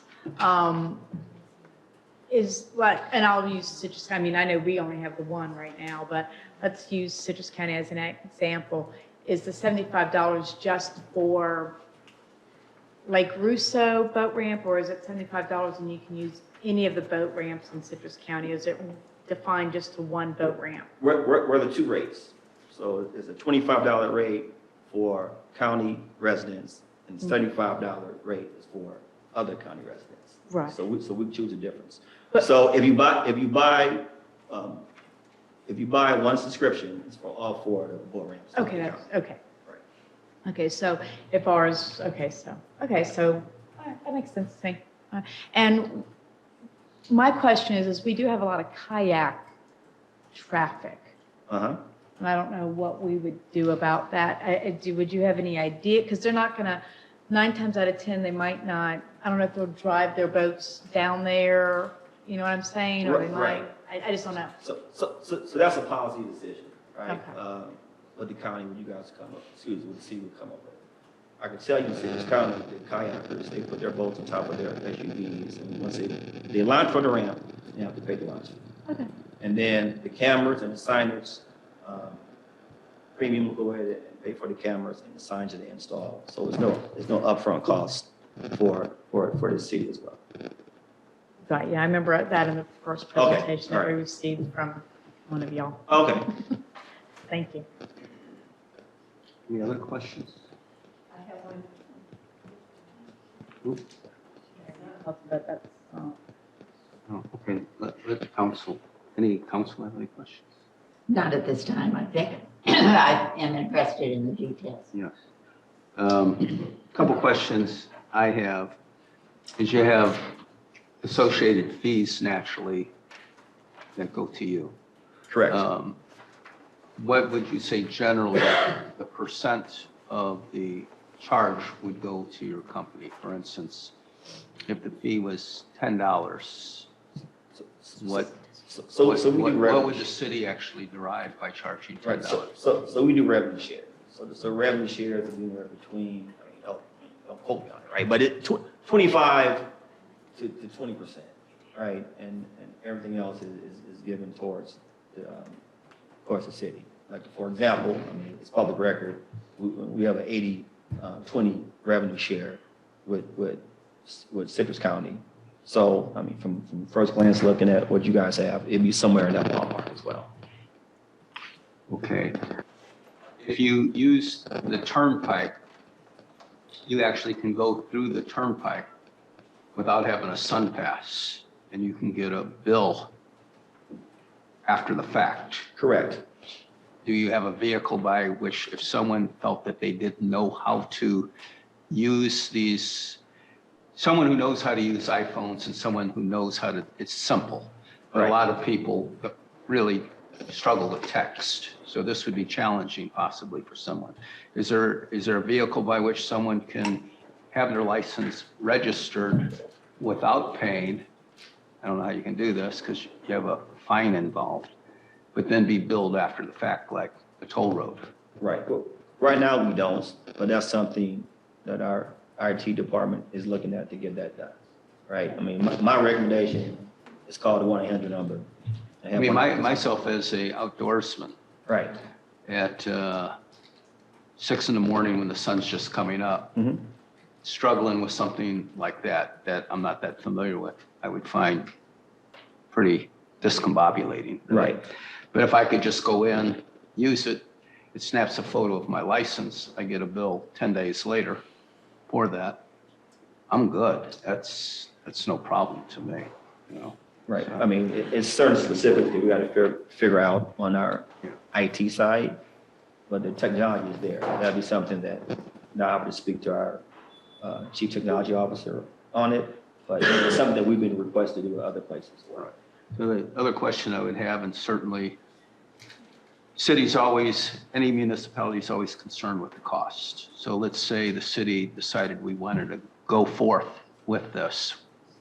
What would the city have to come up with money to put this in play? That'd be $0. $0. Yes. So you would do that, okay. Right. Just wanted to make that. All the upfront costs, that's what premium does. That's what we did in Citrus County, right? So our profit center is based on the revenue share. So we'll input the cameras, we'll print the signs out, we'll get an installer. I mean, if you guys want to install the signs, you can, but I mean, for over here, we'll do all the install for the operation. And generally the terms of time wise, if the city agreed to do this, what's the time you would expect contractually that the city would commit to this project? Anywhere between 2 to 3 years. Right. Okay. 2 years, not a long-term contract. And there's always a out clause if it doesn't work out. It'd be some type of out clause. So that would all be covered in the contract? Absolutely. Okay. Okay. Any other I have a questions? question. Could you clarify for me, 80-20 revenue share? Who gets the 80, who gets the 20? For the Okay. public record. Okay, so the city gets the 80% and premium gets the 20%. So, I like that. Thank right. you. Yeah, I thought you would. I thought you would, right? So like the gross amount, the only thing like is deducted is credit card fees, right? Which we can't get around that, and the tax. And everything else, the net is just the 80-20 whatever percentage we come up with. That's how that goes. Thank you. All right. So I think it would be fair on top of the 20%, possibly an additional 10%, possibly 15% would come off of it for taxes and incidental fees. See, in my mind, I'm thinking, what I'm thinking, so you know, is if you charge $10, by the time you get your portion and you pay the taxes and the fees, what's left of the $10 that goes to the city. Right, it'd be 10%, because credit card charges about 3%, and the tax is somewhere between 6 and 7%. So, about 10, you were correct, 10%, not 15, Yeah, so 10%. if you charge 10, you'd probably be netting 7. Correct. Okay. If someone was going to get a fine for that, what is the charge of the fine? For the citation? Yes, citation. That'd be what you guys want the fine to be, right? So that'd be something in the contract. We don't tell you guys like this how much it would be, but I mean, again, that'd be mutually agreed upon it. I mean, my suggestion is to have it high enough for a deterrent, right? So people won't put the ticket fine within their voting budget, right? No, I pay $10 and it's actually paying $35, and you know we're gonna budget the fine not pay, right? So it should be, and has been done before a lot, right? So you want to put it to a certain level where you kind of go ahead and kind of force people, and you want to create a culture of compliancy, so people can go ahead and pay for the And passes. who would be the recipient of the fees for a fine? We premium or whatever agreement that we come up with. Again, that's not our core business. So if you guys want some revenue share on the ticket revenue, you can do it as well, right? That's part of the negotiations. We go ahead and talk about it. So let's say we just charged $100. Council decided to charge a $100 fine. Okay. What would be the expectation of yourself to get of that $100? On the side, it'd be close to the 80-20% revenue share that we talked about. And the question is, like Ms. Covich said, who gets the 80 and who gets the 20? Oh, you get the 80 and we get the 20. Right, as long as, you know, our percentage is great for us to go ahead and, you know, cover our expenses and. This would all be taken care of contractually too. Absolutely. And this is negotiable, all of it? Absolutely. Okay. Any other questions? I mean, and I have to say, I know that some of, you know, yourself maybe have issues with all the technology, but really and truly, the new generation, and even, I guess I'm not new anymore, but, you know, we're still, I mean, there's the codes that you do on your phone to look up Good Morning America and look at the recipe while you're watching TV. I mean, the magazines, it's all there, it's been there. So really, when you go parking at Ocala or Savannah, that's how you're doing it nowadays. So it's really nothing that's not the norm anymore. Right, right. I mean, and adoption rate will increase. Once people get used to it after a couple of times, then it's easy. Just like self-serve, you know. And my 20-year-old and her friends, that's all they expect to do anyway. They don't know about a person taking the money. Right. I think your point is well made, and Vice Mayor, I remember when Walmart first went to self-checkout. I don't use those. Oh, my God. Oh, it took me 6 months before I would dare to do that myself. I mean, I would wait in a line 10 deep before I try to go through that Trust yourself. self-checkout. So it is true. You know, you find out a lot of these things are quite simple when you're forced, you know, to do it. So I do understand. Another example is it took me a while to get used to swiping a card. Now to plug, you know, That's the little bell. yeah, sliding it. Oh, yeah. That threw me for an absolute loop. I mean, you know, what do you do with this now? Okay, I get it. Well, thank you very much. All right, thank you. All right. Safe travels home. Oh, thank you. I will. Thank you. So, Ms. Odom, on some of these things, we can discuss at council meeting where how we want to proceed. A lot of this stuff's going to need a lot of vetting and reporting and things like that. So can they like send over a template of a contract for us to look at? Thank you. Yeah, so that staff can look at it, I would think, and then they can look at it and make any recommendations and bring it to us maybe in May. We can do that. Just in the time frame.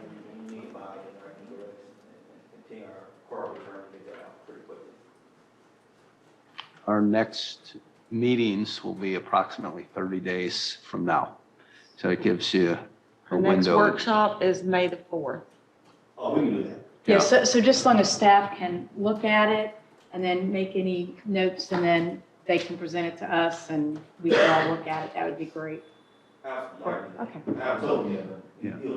Okay. So time-wise, if we're going to meet again on the 4th of May, the sooner you can get it to staff before the 4th, so they can vet it out and make their recommendations. So when council meets on the 4th, we'll have some vetting and a staff possible recommendation. Yeah, I understand. I'm not that in person.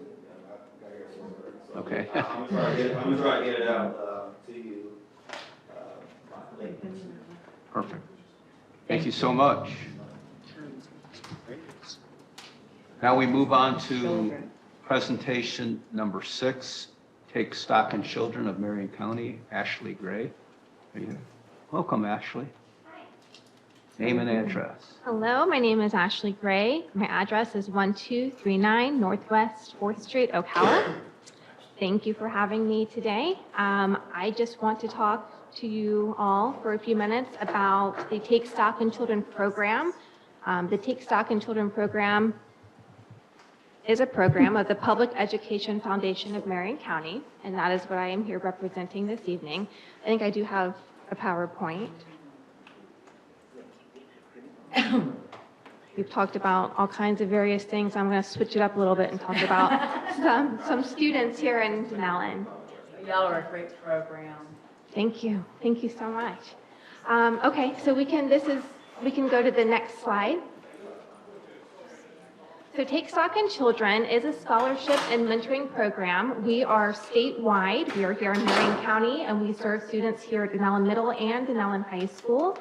We currently have 18 students at Dunnellon High through the 9th and 12th grade, and we just took in a new group of 8th grade students, and we took in 6 of those students here at Dunnellon Middle, all amazing candidates. Locally, as I said, we are a program of the Public Education Foundation of Marion County, and we serve at-risk low-income youth. So when we say low income, our students come from families that are at or below the poverty level here in Marion County, and some of the risk factors that they may be facing in their homes are these things that are listed here.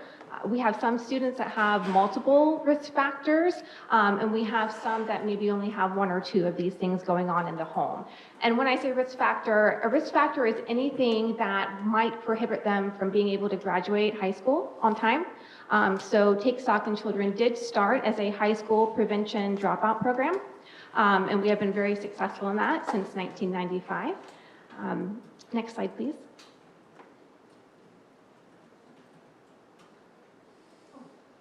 Oh, that's okay.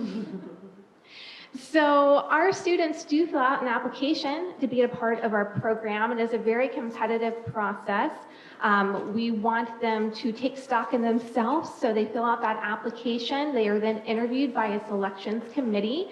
And like I said, we just went out to Dunnellon Middle School a couple weeks ago and interviewed some amazing candidates out there and selected 6 of those students.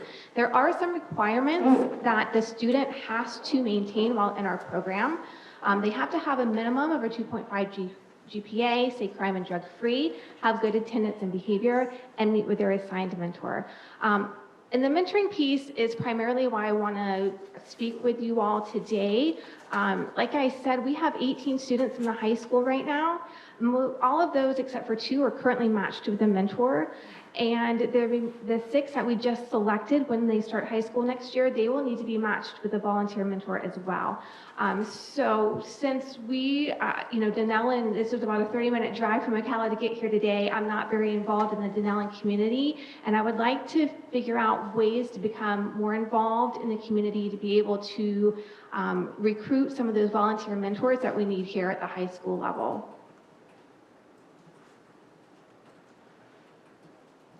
So as I mentioned, we are a mentoring and scholarship program. Upon graduation from high school, our students will receive a 2-year tuition scholarship, and what that will cover is the cost of 60 credits at the rate of a Florida public college. It is managed by the Florida Prepaid Foundation, so just like we could all purchase Florida prepaid accounts for our children, that is what our scholarship is. If students want to go to a private or out-of-state college, they can, but keeping in mind that we just cover 60 credits at the rate of a Florida public college. So a lot of our kids start out going to CF. We have some kids that go straight to a four-year university. We're really firm believers that one size does not fit all, and we have many students that go into trade and vocational schools. We really want the student to be successful, and success looks different for every single person. Everything that we do, that we fundraise, goes straight towards purchasing scholarships for our kids. It doesn't go to any overhead costs for our program. We have lots of individuals and civic groups and corporations that donate to us. We do lots of fundraisers throughout the year to raise funds for scholarships. And everything that we do fundraise is a dollar for dollar match by the Florida Prepaid Foundation. So this is numbers for those of you who like numbers. It's kind of hard to see, but the blue up top, that is a Take Stock in Children student. So high school graduation, they have a 98% chance of actually graduating high school on time with a standard diploma. And these are statewide averages. Marion County is always typically a little bit higher than the state average. The green section there is the Florida average for high school graduation. And a non-take stock at-risk student is represented there in the orange, or kind of looks like an orangish red.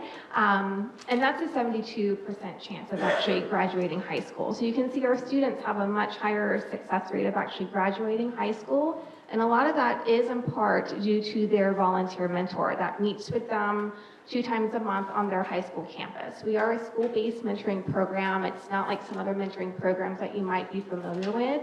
We are school-based, and all the mentoring does occur during school hours on the school campus. The next step would be college enrollment. You can see those numbers, and then the ultimate goal then would be college graduation. And you can see 70% of those students from the 98 go on to complete college graduation. And keeping in mind, when I say college, that's anything post-secondary. I believe that was my last slide. That's really all I wanted to present to you all today, was just to get some program awareness out there, let you know that you do have students here in this community that are amazing students, and we want to, the goal of Take Stock in Children is to help break the cycle of poverty through education and remove some of those barriers to success.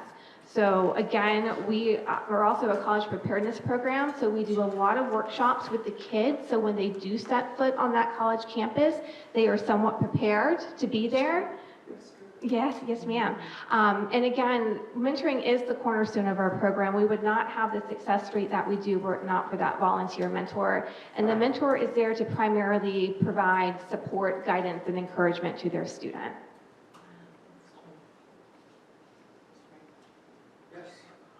What is the criteria that you look for in a mentor? What do they have to have that you need? I need to say drug-free and all those. But. Well, that's for the student. I mean, yes, that would be criteria for the mentor as well. So basically, anyone who is an adult, 18 years and older, with a clean background can be a mentor. We do background screen our mentors, but really, we have anywhere from college grads, just graduating college, coming back to the community, to retirees and everything in between. So it's really anyone that just can devote really about an hour a month to be able to meet with a student and be someone that's consistent and dependable in their life. And again, it's conversations.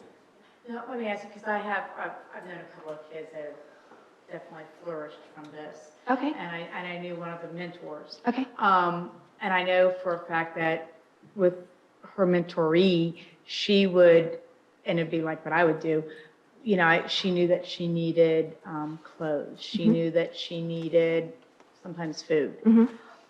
Is that okay?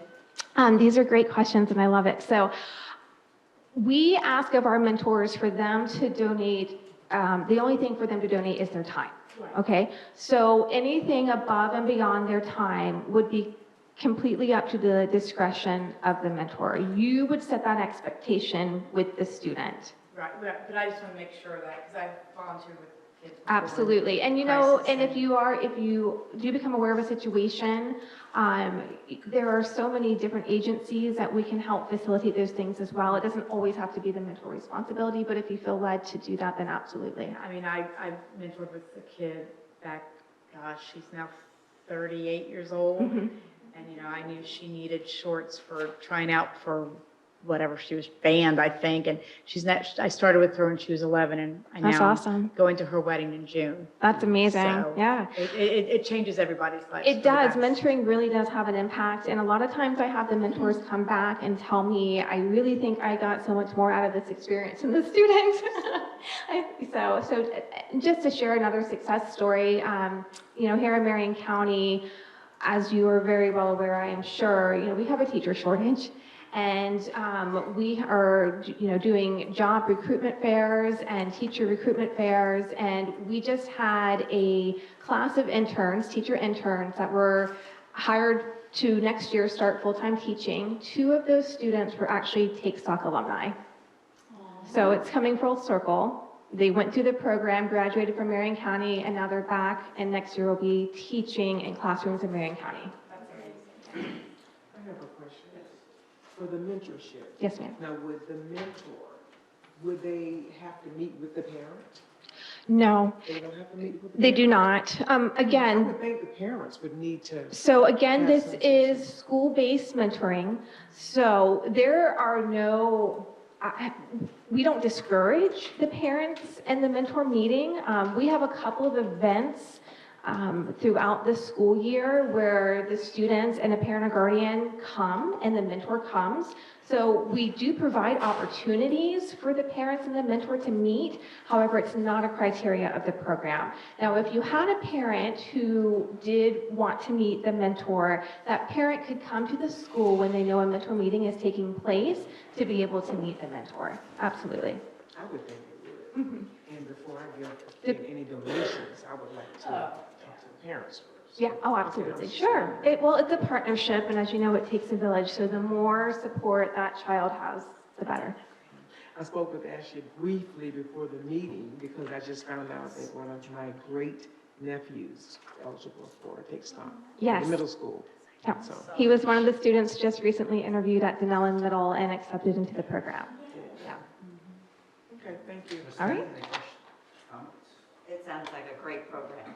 thank you. Just a really good program. Thank you. I'd like to comment because I personally, as a teacher, retired teacher from Dunnellon High School, I've seen the successes of your program. And I'll just personalize in one, a young lady, Danielle, her parents were both disabled, permanently disabled. And the odds of her going to college, even with scholarships, was minimal because of other expenses. And Danielle did go to college, started her college in Ocala, and she went on to get a degree in biochemistry, is employed by Morton Salt Company in Michigan. Oh, thank you for sharing that. Thank You're you. welcome. It's always so great to hear once the students graduate, what they go on to do, like you just mentioned with your great nephew, he's an 8th grader that's already thinking about college and how to get there. So first of all, that's to be commended. And you see that they have such a bright future, and to watch them grow through high school and then graduate and become, a productive member of society. I mean, that is what this program is all about. And just one more thing. Usually if you get the child in 8th grade, is it still true that you kind of follow them through to senior year? Yeah, so we do select them in the 8th grade, but the mentoring wouldn't actually start until they are in 9th grade on the high school campus. So we only ask for a year's commitment. Now, that doesn't mean that if something comes up in the middle of the year, we know life happens. The only thing we ask is just for you to communicate that to us. But best case scenario is, yes, you would have that same student from 9th to 12th grade. Yeah. So the question I have is, your program is based on educational rather than social? It's Educational requirements? Yeah. Yes, sir. The goal of the mentor is to educate in a tutorial way. Okay, so I misunderstood your question. So the qualifications for the student to be selected into the program is educationally based. The mentorship part of it is solely based on relationships. You're not there to be their tutor. I personally mentor a student, and let me tell you, it's been a long time since I've set foot in a high school classroom, and they do things a little bit different now. So, you know, I probably could not help them with those math equations any longer. It's really true. If you don't use it, you lose it. That's right. And I don't use it, so it would not be primarily tutoring, but say your student is having an issue in some of their classes, you would be able to help them facilitate where they can go to get help and assistance and encourage them to advocate for themselves. There's so many students that don't advocate. They just sit back and you know, they don't do anything about it. And a lot of that is because they just don't know how. They don't have the support them a lot of times. So, some of the times, yes. Did that answer your question? The mentor's interaction with the student would be within the confines of the school? Yes. Yes, sir. We are a school-based mentoring program. The only caveat to that is if it is a Take Stock sponsored event or a school-related event. So say your student plays in the band and you go to the football game to watch them, you know, do their band thing. That would be permissible as well. Okay? You're their cheerleader. Absolutely. Yeah. And I actually have some literature. I don't know if I can leave it here or where an appropriate place would be to leave it, but I would love to leave. Okay, thank you. Nice to meet you. Any other questions? All right, thank you so much for your time. Thank you. Thank you very much.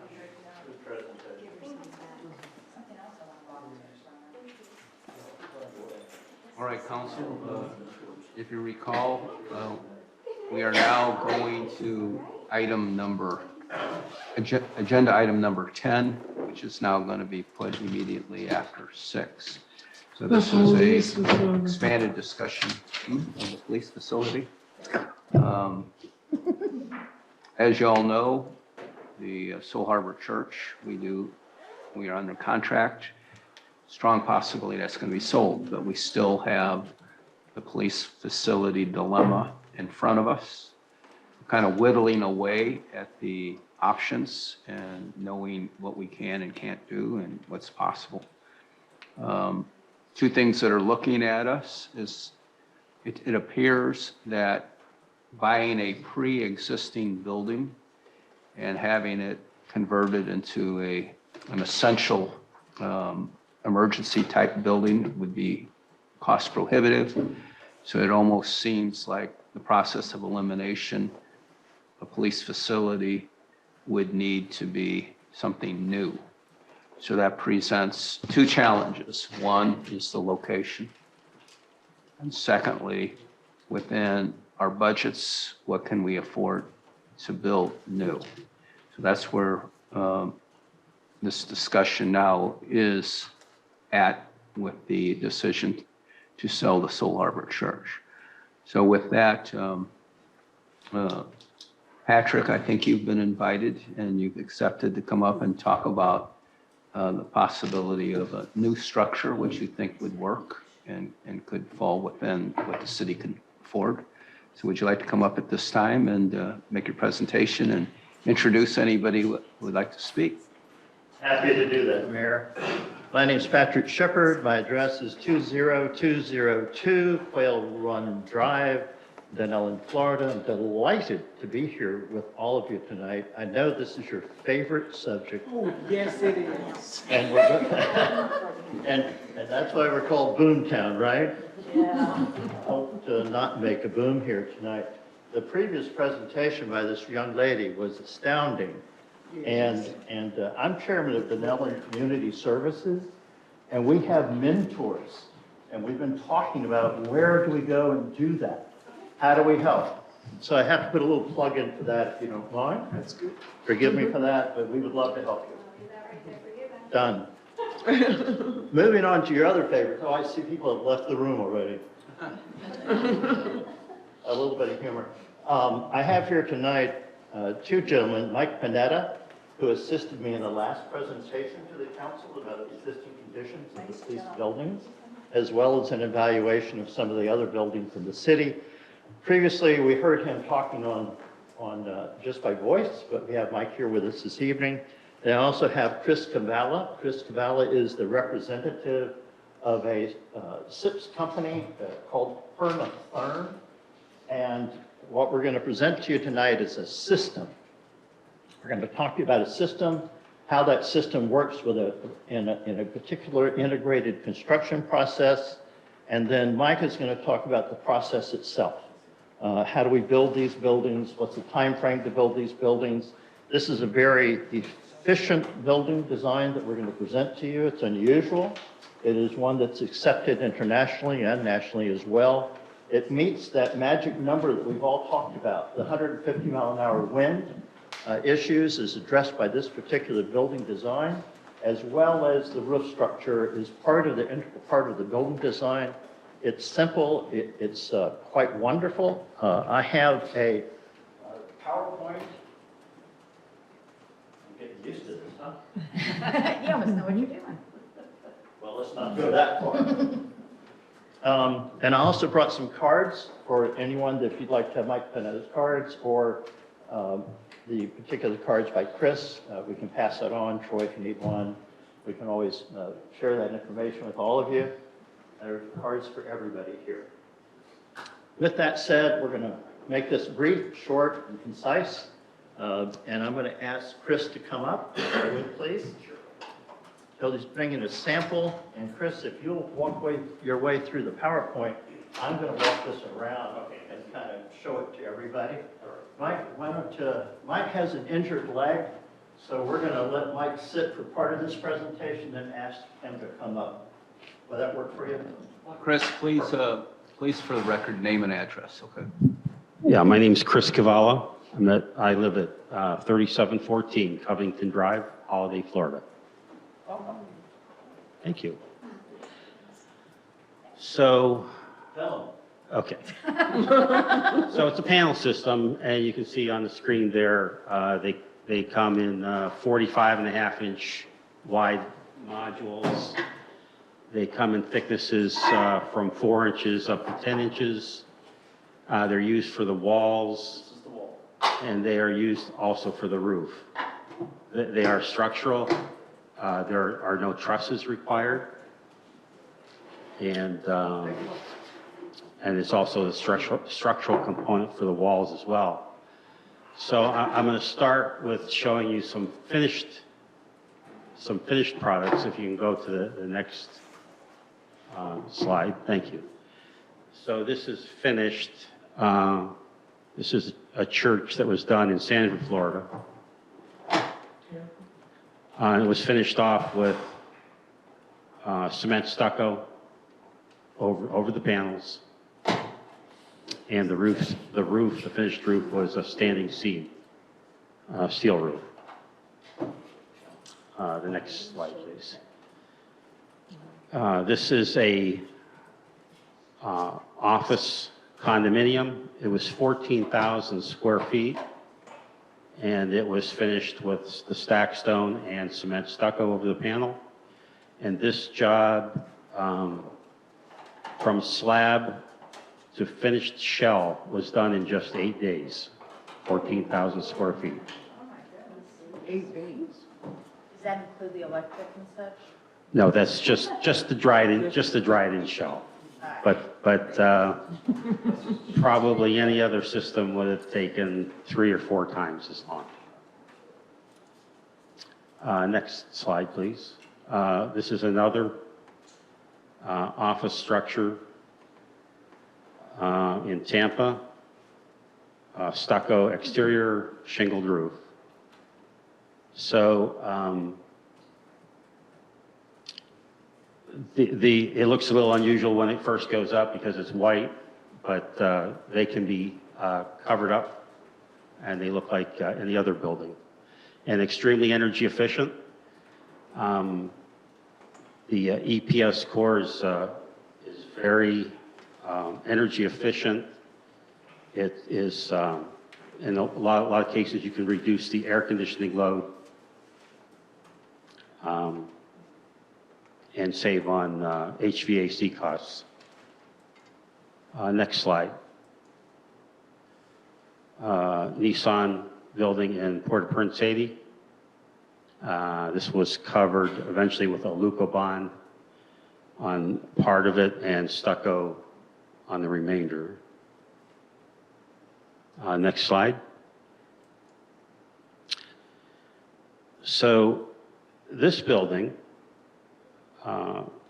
was left mostly bare panel, and the panel was painted that yellow, and then the accents were done with expanded polystyrene trims, which are very, very commonly used, but it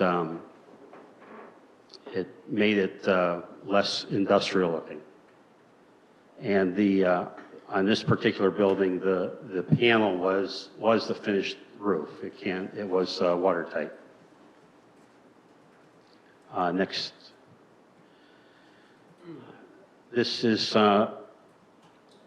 building is near Cincinnati, and you can see the exposed roof panels going up the steep slope and down the other side, all left exposed.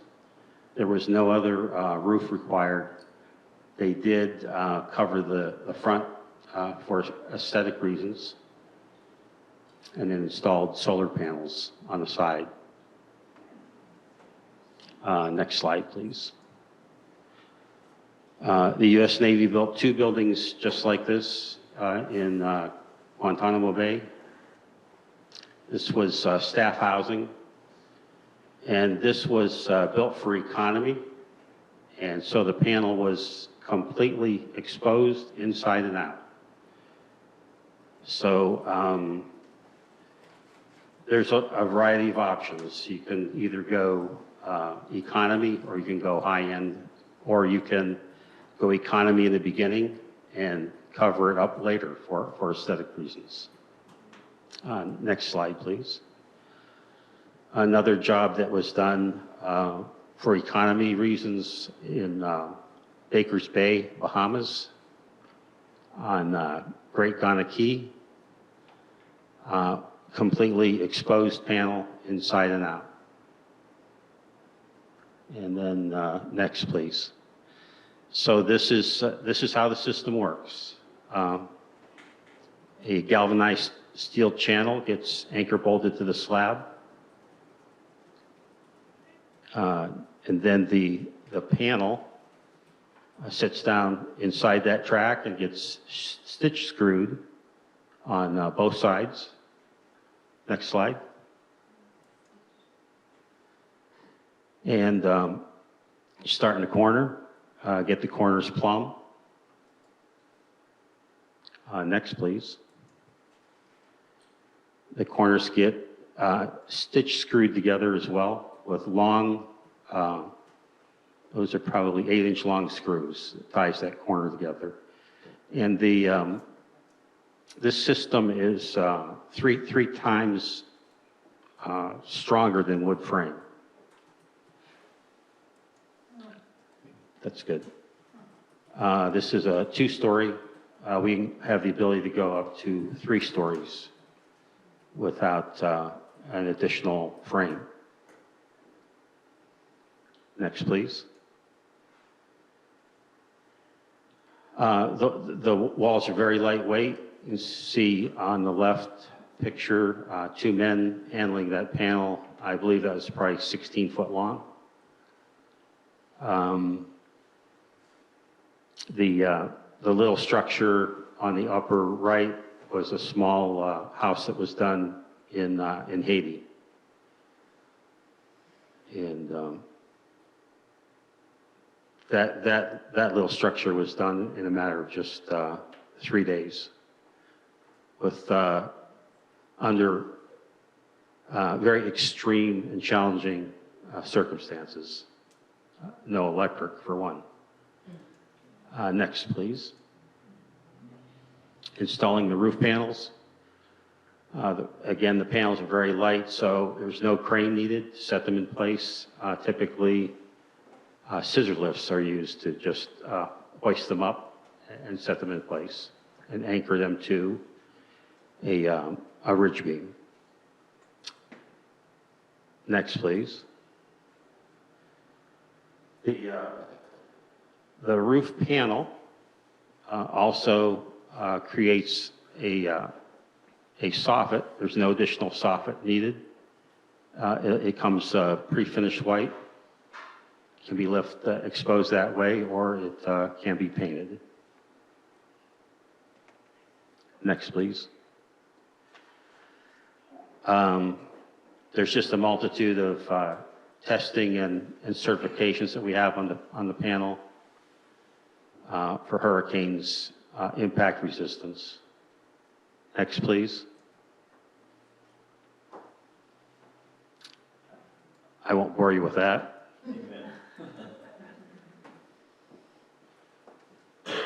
Next, please. Next, please. That's it. And if anybody has any questions. I do want to say that when I was talking to Chris about this earlier, I said, police department, what size building do we want? Are we going to be looking at 4,200 square feet, 4,000, 5,000? That Mike's going to kind of speak to that, but thank you for coming here. He drove all the way from Tampa to help us with this presentation today, and I really appreciate that. He said, Lo, that building the police department would take some more time because of the type of the building. So how much time did you say, Chris? About 5 days. For the show. Thank you very much. Yep. Do y'all have questions for Chris, please? I do. Dan, Mr. Chairman? Okay. Have y'all built a police department or a fire department? Fire department, yes. Where? A couple places. Bay St. Louis, Mississippi. And there was one done in the Bahamas as well, where that workforce housing was shown. I had, okay. yeah, I have photographs of those, but not with me. That's fine. And so you can't add, and I think I saw it in the pictures, but you can't add doors and windows and. Oh, yeah. Oh, yeah. Well, no, I mean, I know you can, but can you add more than just one? And you have to use the material there for the roof? That's the system. Yeah, it's the same system. It would be just thicker for the roof. And when you were saying inside and out on some of the pictures, like wherever, so it wasn't stuccoed over inside the, like it wouldn't look No, like it would you have a choice. it would be drywalled on the inside. The interior side of the panel, if it's to be finished, would have furring strips, usually metal furring strips, because that's a metal panel, it's easier to attach. And that becomes the raceway for the wiring, just like they do block houses with a furring strip, and they run the wiring behind that. You do it the same way with the panel. And so we could hang, And then you, I know I'm asking silly questions, but you can hang pictures and. it's done the same way you do it in your own home. Okay, and so, like, I know for us, we would have to have the armory, and we would have to have where we keep, thank you, that was a big word. So what kind of materials would those be, or would they match the qualifications or the specs that we would have to have? Is that for the firearm storage? Is that what you're talking about? Yes, firearm storage. Yeah, I'm not sure what you would use for that. I can help with this one. I've done so many pharmacies and things that require high security facilities. We go and we use a wire mesh system that's extremely heavy duty, like you'd use in a bank vault. Okay. You cannot get through that mesh. That mesh goes behind your drywall. Okay. So you cannot penetrate and come through it. Now that's a bad statement, because you can come through and penetrate anything if you've got the right equipment, right? So what we're going to do is delay the amount of time it would take someone to break into the gun vault, that would break into the evidence room And we have different standards that are required for the evidence room. That's part of the whole system that we have to understand. So Chris's team builds a shell. The interior of the shell can be standard stud and drywall, or it can be this system. We can do it, it's how Mike would design it. Now the architect steps in and says, here's the specialty items that we need in this building, which goes beyond Chris's ability. He puts up the shell, the interior, the roof. 5 days later, the next team comes in and starts doing the plumbing, the electrical, the conduit systems, the T1 systems, communications, internet, all the other The stuff. blob, yeah. I hope that answered that. Yes, for you. yes, sir. Sorry, and I didn't realize it was a two-phase. Yeah, it's, you still have framers, you still have electricians. This Oh, is a yes. system that we're referring to for your initial design, to meet your codes, to make it the kind of building you need to have, and to accelerate the construction process. Thank you. Good on the questions? I have a question. Yes, ma'am. The projected life of one of these buildings, Yes, that was- typically, how long are they good for? Well, they've done accelerated aging tests on the panel, and so the life expectancy is about 400 years. The knock, if there is a knock on the EPS, is it does not degrade if you bury it in a landfill, but it is 100% recyclable. The steel has 30% recycled steel content. And what else was I going to say? Lost my train of thought. Oh, I know. The product is certified by UL as a green product. There's no off-gassing whatsoever, so it's a very healthy building product. That's good. We are the nature coast. I'm going to ask Mike to step up for just a minute. Mike's going to wrap up our presentation to you. I'm going to try anyway. Thank you, Chris, very much. Mike, please give us your address. Mike Panetta. I'm at 115 21st Avenue Northeast, St. Pete, Florida, and that's my home base. I'm actually very thankful for being invited into this and be able to help you support and actually meet everybody for the first time after the technical, I guess you took care of the technical problems we had the last time, and it was just wonderful to be able to join you. It's been actually pretty interesting to work with Pat and with everybody to get those proposals out and see what you're doing, and it's a wonderful process. I'm here to just talk about a bit of the program, the invite, about how we get through the process. There was a good segue from Chris with the materials. It's really an interfacing, and what we're really doing is integrating systems and the architecture into the contract. I've done this a lot. I've done schools, universities, all over the state, working with the agencies. And what it is you have a good idea of what your needs are, but it's the idea of the program, is all the things that Pat was talking about that goes into when you have the armory, what you actually need. We've actually had discussions like with the armory specifically. We could build that out of the wall that Pat was talking about, or we could actually use the external product, which is impact related. It's reasonably sound resistant. It offers a lot of vandal resistance to it.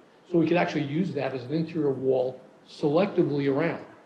And as we wind up coming up with that, a lot of the choices of the program that we'll make will become value decisions that we'll arrive at during a program discussion. So we'll try to do is we understand what the building really needs as far as the basic components. We'll sit down with the individuals involved with specifics about the armory, specifics about the telecommunications, about all the various systems. And we'll basically pull the building apart in components so we can understand them, so we could actually provide exactly what you need, nothing more, nothing less. So that's the programming process, which is what starts this whole thing off. Then we could actually start figuring out how we're going to build it, because we'll have lots of options along the way. This material that Chris was talking about, we were actually looking at this from a series of other projects.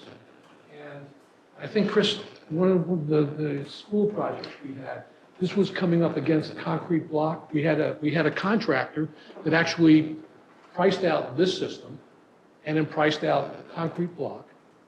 And the system was, I believe this was slightly less in cost? Yeah, it was less in cost. But then you have other things that become, when you compare just cost, there's a thing called general conditions. How long does it take to build? So the fact is that this wall, if we put up, would take 5 days. And with that goes along with the risk when you're building along the seasons with rain and hurricane and all the rest of that stuff of trying to get the shell closed in so you could proceed on schedule.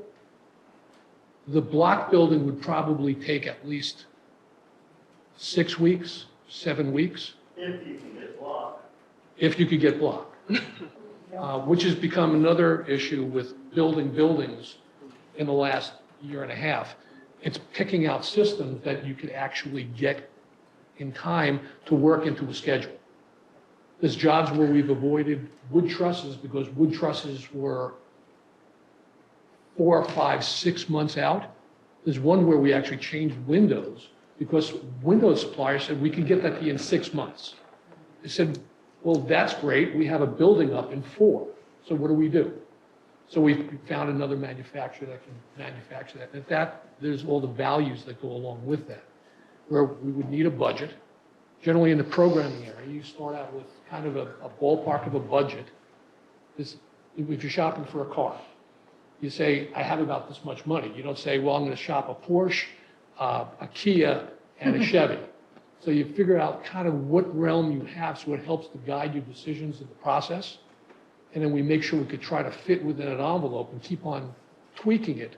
So this way you're continually comprised with value decisions along the way. You get good, better, best.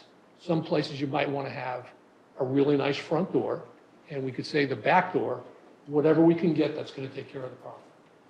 So that's kind of the way the architecture kind of interfaces with something as simple as this.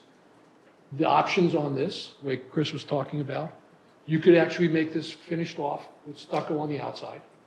And that poses one set of costs, one set of benefits. And you could leave it maybe exposed on the roof.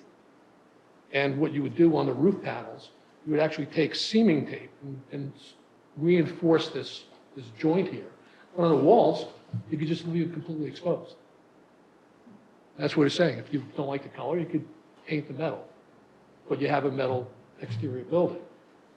And you kind of understand the rules of the panel, because the panels will come approximately 4 feet wide. Not exactly 4 feet wide, which threw me for the first time, because that's a block module you could swap, but it's 45 inches wide. And you can get them up to about 55 feet long, which is one very nice seamless roof. So the energy efficiency is tremendous on this. This is why we make refrigerators out. And the basic philosophy of like sustainable buildings is you kind of have a building that is kind of like a refrigerator or an oven. You make it cold, you want it to stay cold. You make it hot, you want it to stay hot, and uniformly. And this is a very efficient building material, much more so than concrete block and most other things. And one of the big things in comfort, which we talked about as far as the building itself, is moisture, which we all know. When going on a job sites, when it was doing that, you didn't put on antiperspirant, you put on an antifungal agent. From just the sheer amount of moisture you would collect, the building does the same thing. And to keep a building safe, what you would do is you'd want to have as few, they call it perms, the amount of moisture that could penetrate through a wall. This is a zero perm building as far as a shell goes. You can't get too much more than having 2 pieces of metal that don't pass any moisture through it. So that's the reason why you could use this as a roof, or you could use this as a wall panel. This also makes an excellent underlayment where you would have a rain screen for a wall. These are all different systems that become part of a choice. And it depends on the type of building you want to put, how much money we have to put into it. And the reason why this discussion of this building, this came up, If, say, we couldn't get a metal panel, or they stopped making metal, steel was on strike, we couldn't get this. We could replace this with a concrete block system. It would have its own set of issues. But this is really a structural envelope. So we could make the roof out of it, we could make the walls out of it. It could be replaced by block, replaced by truss. And each one of them has its own benefits, but that all comes part of the process. And this is an excellent start as far as a building. It saves, the reason why this came up with Chris, and why I was talking with Pat, is it sounded like there was a rush to get the building done. This is it. Okay. Let's take some questions from council. Sure. Yes. Just real quick, could we, if we're building a 4,000 square foot building today, and 10 years from now we need another 2,000 square feet, we can add on to the building? Okay. And just talking about the roof, I mean, you know. Let me add, Oh, you could add go on ahead. with this, or if you wanted to do Concrete tilt, block. concrete, whatever it is, you would adapt to this the same way you would any other building. Okay, and regarding the roof, let's say, you know, we have a hurricane, or we have the whatever tornadoes or whatever we have, and God forbid the roof gets damaged. Can you just take that one panel off, throw it out, and put a new panel on? Yeah, yes. Okay, thank you. Any other questions? Really? Yeah, I have. I have lots of them, Yeah, but yeah, trying to be nice. Sure we have. I'm here, more than happy to help. So the challenges to the city on this now are, there's many. The two, for sure, right? The two main ones are the cost, the eventual cost. Second challenge is the management of the project.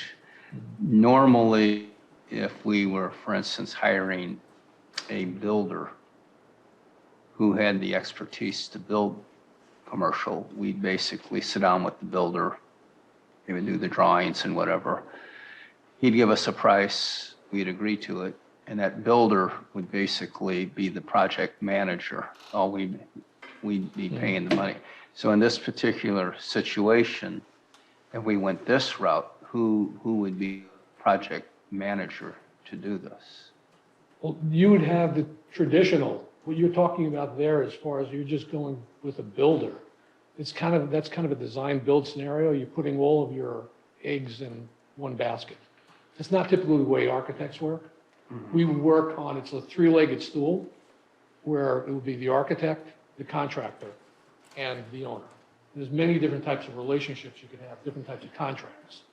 So I guess what I'm asking you is, would we be agreeing to this process and then hiring a contractor to shepherd this thing through?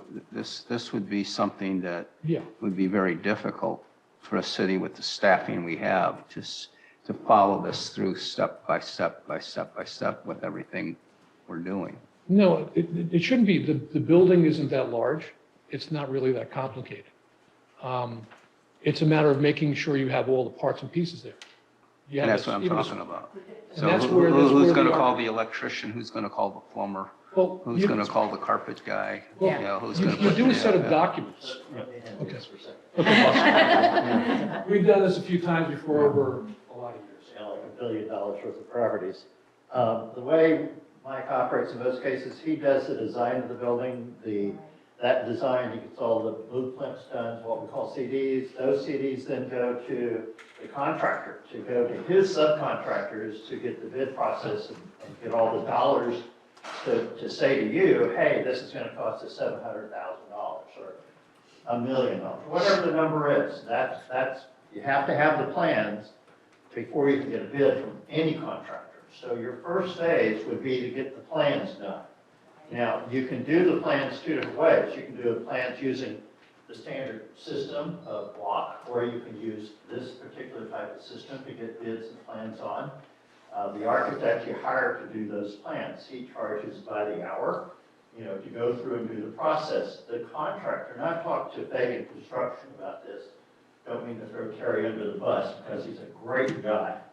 And Terry said he would help the city as a contractor on this project. Now, his caveat to that was, Pat, I'll do it if you'll help me, you know, if you'll be involved with it. And I've said to him, yes, I would do that, but I would charge a fee to him as part of his process to manage and be a project manager for this for you. So that's available to you, and we would just have to put that in a form that you would understand what your cost is. Because your real concern here is, what's my bottom line cost? What's my timeline to do it? And what are my exterior conditions going to, and how do we integrate those costs and conditions into the project? Correct. And I would say to you, Pat, that in the perfect world, if we had all the money and the funds available and that wasn't part of it, there still would be a major concern by council, who is going to shoulder this? Who is going to absolutely take this from day one till the police move in there? And if it's kind of suggested that, well, this person's going to do the outside of the building, and then we're going to have the architect, and then we're going to have this and that, who is the coordinator? Do you actually hire, someone has to be hired to coordinate all this? The documents are the blueprint, right? What happens, and we'll be able to develop the documents up. And the contractor would be sitting on one side, which you could have as far as a couple of different types of contracts. But like what we're doing with the church, we didn't really have a hard budget. We didn't know really what we were shooting for. We understood what we needed to accomplish. We brought the drawings up to a level, and we're almost up to this level right now. And we're going to be speaking to a couple of contractors to get a budget number. Because a budget is not the cost of the building. The budget is where we start of what we have in our pocket. You're going to go car shopping. How much do I have? I really need that, so I have enough in my pocket, or I could buy what I have in my pocket, or say, I'm going to do this to get that little bit more, to get that little bit more that I want. So there's a process, there's a way going through the process where it becomes incremental. There's the old days, they used to do bids. You used to finish up a whole set of documents, you put them out onto the street, everybody would bid on the project, and that's where your numbers would come from. They did lots of schools that way, and you were always guaranteed, you got the guy that had the least number, which is the least qualified to do the job, who's going to present the most amount of headaches, and was going to ultimately come back and cost you more money. That's what that process was. We've gone to what they call construction management, which is kind of what Pat is talking about. Where you have a construction manager, which you're hiring as a consultant, is they take care of the process of knowing the costs, of knowing the methods and materials, systems and availability. But they're going to give you exactly what you have on the documents, which is going to be the apple on apple. So you could talk to 3 different builders without having something that standardizes them of what they need to provide. You don't really know what you're getting. That's what happens with most residential buildings. A house is not a house. So let me just make sure I understand that Valerie works. If I'm pretty sure I understand this, and to help clarify, you, be it you, any architect, is going to draw us the plans. We take those plans to our bidding process, and that bidding process includes whichever type of material that you've given us to work with. And those plans have the electric in it, the plumbing in it, the IT, everything, the light fixtures, the whole enchilada, right? Then we're going to look at these 3-4 bids from different contractors, and we're going to say, okay, we're picking XYZ contractor. That XYZ contractor is now in charge of if they have a you on staff, or if it would be you, which I would love, of course. We don't know that part. We just know that we've hired the contractor. Whoever it is that they have managing this project is managing it, and that's, you are now out of it, must be knee-jerk. And, well, I mean, you would help with the contractor making sure everything's done, but. We have a thing called construction administration. Oh, okay. Generally, I'm involved from the time we make the presentation with the school board, Okay. passed, to the ribbon cutting. Well, So it's not the ribbon, literally, in school projects, if I don't sign the pay rec at the end of the month saying that we are where we need to be on the schedule of values, and if the work is not proceeding according to the plans, they don't get paid. Oh, okay, that's So that all becomes contractual stipulations of what you want to put in. You could put in liquidated damages, where if the guy doesn't finish the job Sure. by a certain date, and considering there's no hurricanes and Natural, tornadoes yeah. coming through and acts of God, that he's supposed to keep with the schedule. $2,500 a day every time you're, so there's a responsibility on all of us. That's where the three-legged stool is, between the owner, the architect, and the All right, contractor. the architect makes sure that the contractor is following the plans. Right, And then we make sure we get the end product at the end of the day. correct. And in the process that you were talking about, where we would complete the documents and go for bid, what we'd be talking about is, after a selection of the architect, you would then go look and solicit a construction manager on qualifications to be able to be a partner in the process of developing the documents. So this way, when you get to the end of the construction documents, you have a construction manager that's fully versed in the building and has helped to make the choices along the way. You know exactly what the price is, because generally you can get a price. What we used to do is you have a construction manager at risk, which is another type of contract. These are all AIA contracts, by the way. You could go look at the architects at AIA. Don't get too complicated. Okay. I know what you're saying. Well, That's what architects do. Michael, you're starting to answer my question. You have to hire a contract manager, construction manager. That's correct. Yes. And that was my question. That's the question I asked 30 minutes ago. Well, I have a question. Okay. Yes.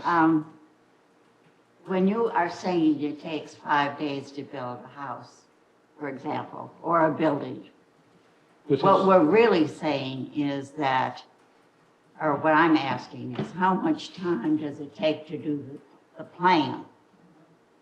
Because the plan itself, with the various documents and the architecture and the things that you're putting together and coming back with the quotes, that sounds like it would take a period of time. Yes, it would not be 5 days. Because with that package, for the architect being hired, below me would be the electrical engineer, the mechanical engineer. And there's different systems. With a simple building like this, you might be able to, say, get a mechanical contractor that's a design builder. So I could actually use a fellow, that would generally be easing costs. So I guess what I'm saying is a lot of different ways, depending on budget, time, and schedule, that we could actually work that. But yes, the electrical engineer would be under my wing, the mechanical engineer. If there was any other, No, you're covered. that's pretty much, the civil engineer would generally be your responsibility. But typically, with the communication coming back and forth, because you would be bringing these things to us as they Yes. occurred, what would typically be the time frame? To generate the architectural documents? Well, to generate all of the plans and beginning with the architectural. All the way to CDs. Yeah. Thank you. 3 months? It would all depend on the contractors right now, because the contractors, the problems you have with your consultants. If I came in and helped, how long? If you came and helped, well, it would depend on, I could need to talk to a structural engineer, because some people are putting me out 2 or 3 months. I can't get a structural engineer I have a civil engineer up in New York. He can't get to the job for another 6 weeks, 7 weeks, before he could start on my job. So this becomes part of the problem of giving it the time frame. In the best world, it would take 3 to 4 months to be able to do that. This is a less than perfect world, so I have to throw the caveat. Pat's on the other side being what you would have as far as a single point of contact. That would greatly solve it, as opposed to needing to speak with a lot of people. Have one person that would then funnel all the information. Questions could be put together, voice or video conferencing in between if we needed to have pieces. But that's just pretty much the way the process goes. Okay, council, we're not even halfway through this workshop yet. We have to move on. Right? Thank you all. Okay. Well, thank you. It's very enlightening. We appreciate it, and we're here to help in any way we can. And also, Mike and I really appreciate the kind letter you sent to us. Yes, that was really wonderful. Yeah, so Michael, so we can have something we can kind of bite on. Chief right now has some plans of what he envisions his police station to be. Patrick has seen those plans. It's around 4,200 square feet, something like that. So he would come up to you as the architect if we decided to do that and give you his plans, his vision. And then from that, you would draw the architectural design of his plans. And then from that, we would take it to a contractor and try to get an idea what it would cost. We'd find out what his end of it is going to cost. And then we try to find out what the innards of it would cost. The contractor gives us all that, but we have to go out to bid for all these things. Right, so what do we do? Right now, we're handing you the chief's plans. What happens? I would go talk to the chief and anybody else that was involved in any of his departments to figure out what it is, and I put together a program. I said the Army needs to be this big, it needs to accommodate this much. The telecommunications needs to be this big, needs to accommodate, because he's giving a rough idea of what he thinks he needs. Most of the times, I could interpret what he needs to give him exactly what he wants without him needing to be an architect. That's what we do. So that's all it would be, and that would be something at the beginning of a project we could do on hourly time and materials. Okay, so the first thing that would have to be done is your face of it, the architectural design. Yes. Right? So nothing happens until you get your job done. All right, okay. Well, and you get your program. Yes. Okay, understood. Just do a Okay, magic I wand. understand. Just do a magic wand and zap it up there for us. There's a lot of times, projects I wish I could have done it. So, Okay, thank you so much. it's been a pleasure. Thank y'all for taking your time and your energy and all of this. It is greatly appreciated. Safe travels back home to both of y'all, all three of you, of course. Thank y'all. I know it's a lot of work that you've put into this, so thank you. If there's anything else you need, just as far as, you have my card and Pat. Thank you. All through, yes.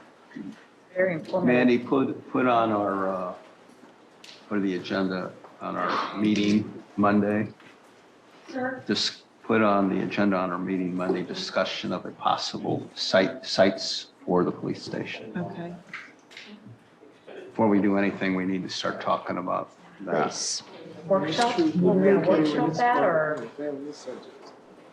Well, we can discuss it at the meeting. Not Okay. anything's going to be decided.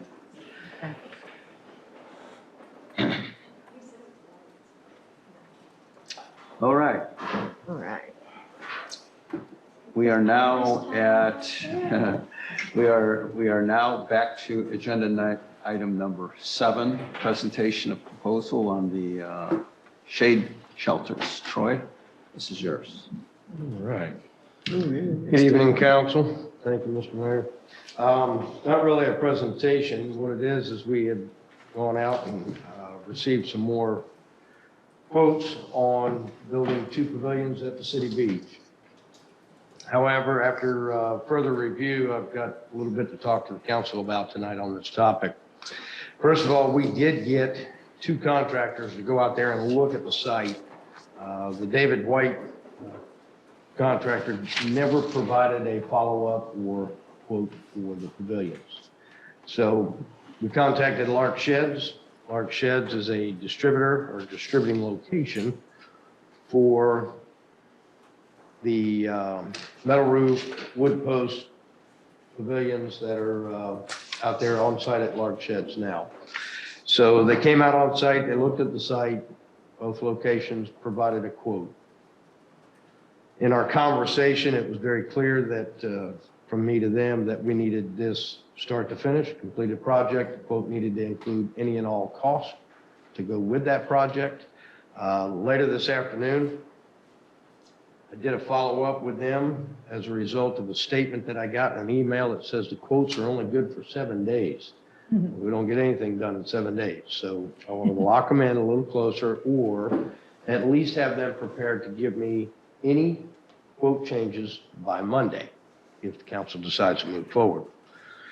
So reading through the details of this proposal, I found a couple of hidden cost values that were not disclosed. So I furthered conversation, and this is what I came up with by the end of the day. Lark Sheds is nothing more than a distributing point. They display it, you buy it through them, but they're not responsible for anything of it. Two, the company, their name, Reed's Construction. By name, very misleading. Should be Reed's Materials, because they do nothing with the construction. They provide only the material. And I met on site with the sales representative who represented Reed's through Larks, said that the design we chose, the concept we went with was to save us some money, not having to worry about additional concrete or engineering and all this stuff. Never once said that they would not be the installers or the contractors erecting the pavilions. Now, when I got the quotes, at the bottom it says for Bruce to install, and there's a separate price for the installer, Bruce. In the quote, it also says that Lark Sheds is not responsible for the installer. But nowhere in there does it say Reed's Construction is not responsible to provide or responsible for overseeing the installer. So now we have a quote from a contractor to install the system that I know nothing about. So my recommendation at this time is not to move forward with this until I get solid answers on this. But I've also tracked down another contractor that does these exact type sheds that also oversees the installer and contracts the installer. In addition to that, I made it very clear that we were not going to the existing concrete slabs because of the increase of cost of the concrete.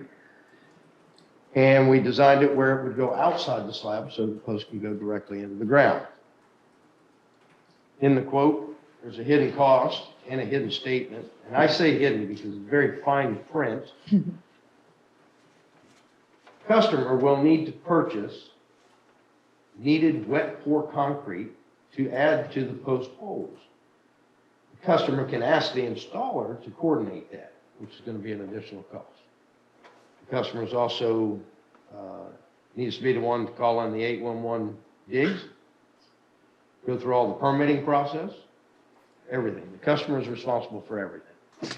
What we're looking for is a contractor, start to finish this project without making all the money with no responsibility behind it. So right now, until I get answers from Lark Sheds tomorrow, that these are general statements and that they are going to follow through and provide the contractor, provide a finished product, I'm going to say hold off on this one. I'm going to call the other company.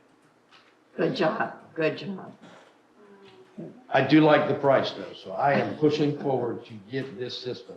The price overall, minus the hidden cost, was only about $14,000 for both units to be installed out there. So 7,000 each? 7,000, yes, all right. But one of the other things that really got my attention in that was that it says 2 generic engineered set of plans will be provided, and Florida plans are an additional $200 per set. And site-specific is an additional cost to be discussed at a later date. But we're doing something that's site-specific. I'm not going out and buying a 10 by 10 prefab. These are to cover the pre-existing slabs that we have, so they are considered to be site-specific. So that's my other question to them is, were you going to hit me with that charge when you put in for your permits, or are you going to let me know before we start the project what those costs are truly going to be? Now, do we have to pay permit fees? No, we absorb that cost because if we pay the permit, or the contractor has to pay for the permit fee, all he's going to do is reverse that fee back to me. I just, Yeah, so what we do is we pay that inspection fees direct out of the budget as Oh, a okay. separate cost. I got a question. What's the dimension on the sheds? 17 by, let me get it up. I'll show 17 you by now. 23? That's what you said. 23 by 17, Say that again? 23 by 17. Thank you. And the second one, 22 by 22. 22 by 22. Thank you.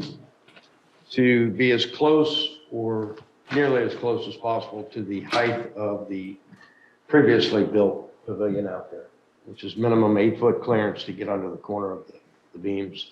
So the top of the post would be about 9 feet, and the top of the roof would be 12 feet. Somewhere like that.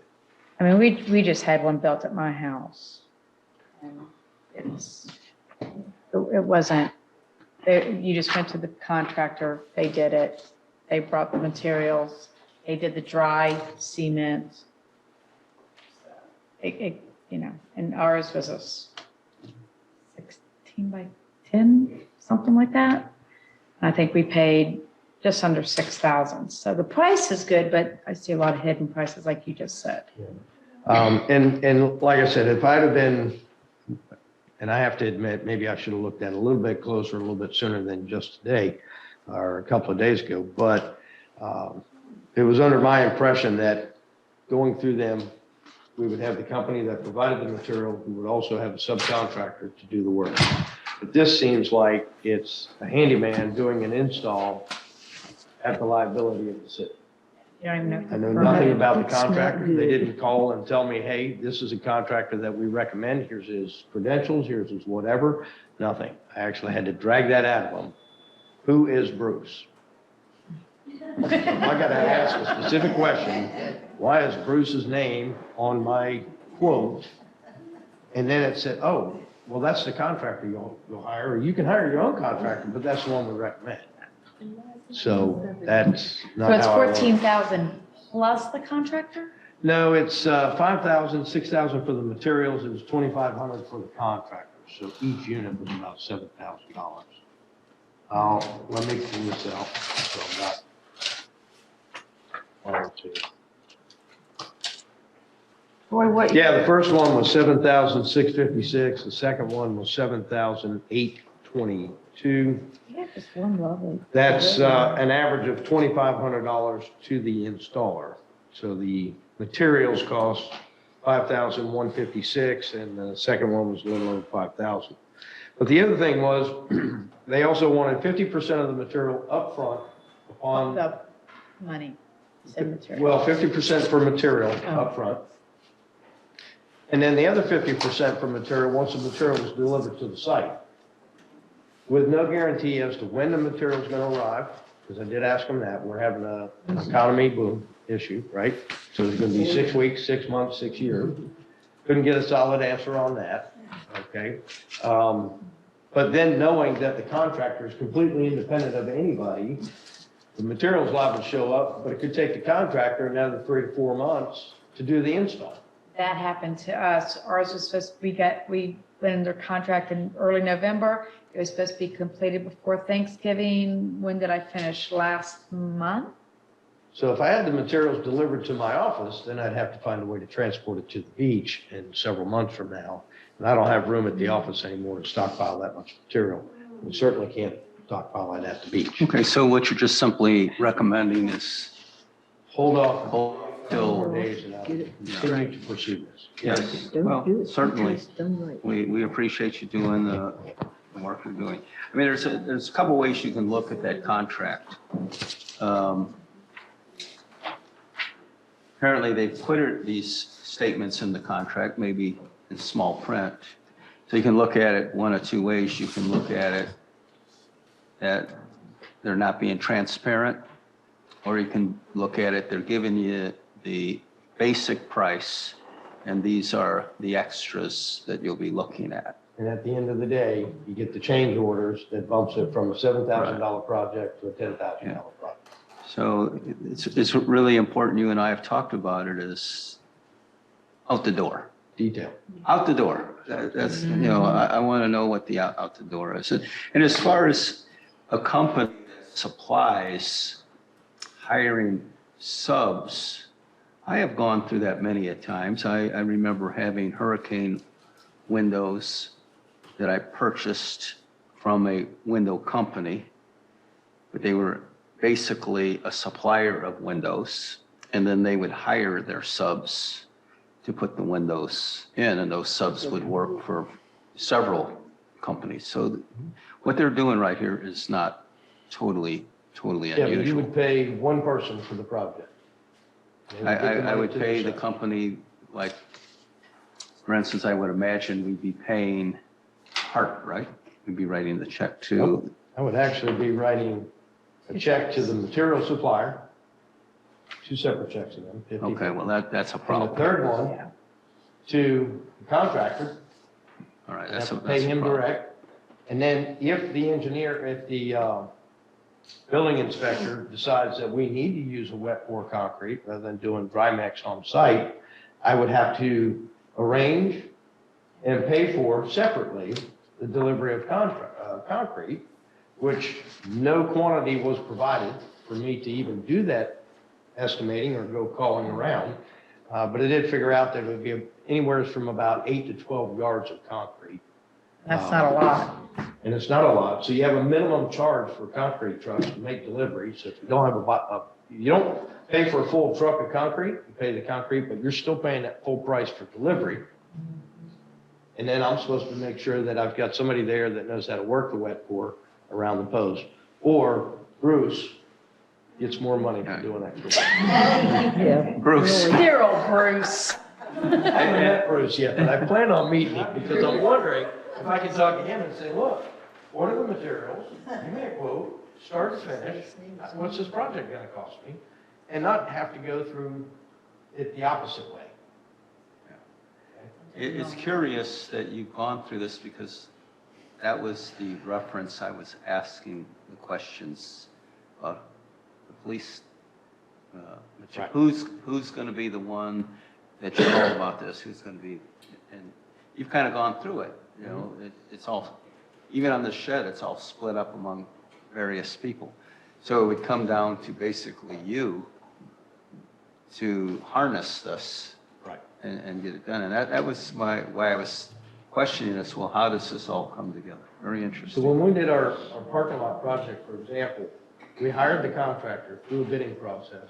That contractor was responsible for every component of the contract. Whether his company, his men or women did the work or not. If he had to hire a sub, he was responsible to keep those subs on time, in line, and accurate. So I dealt with the engineer, I dealt with the contractor. And if the sub of the contractor failed or didn't show or didn't do something, the contractor was held liable. And that was your point when you said it wasn't one person. We were going to have to write 3 different checks. And So that Watersheds totally has stated changes in there everything. 3 times in their contract. They're not responsible. I got it. Okay. Next We item. have a consensus on that to Squash. Troy? Hold off, I guess so. All right. All right, Thank you. Troy. And I was actually excited. I thought we were going to get something else off our plate, but we'll get it.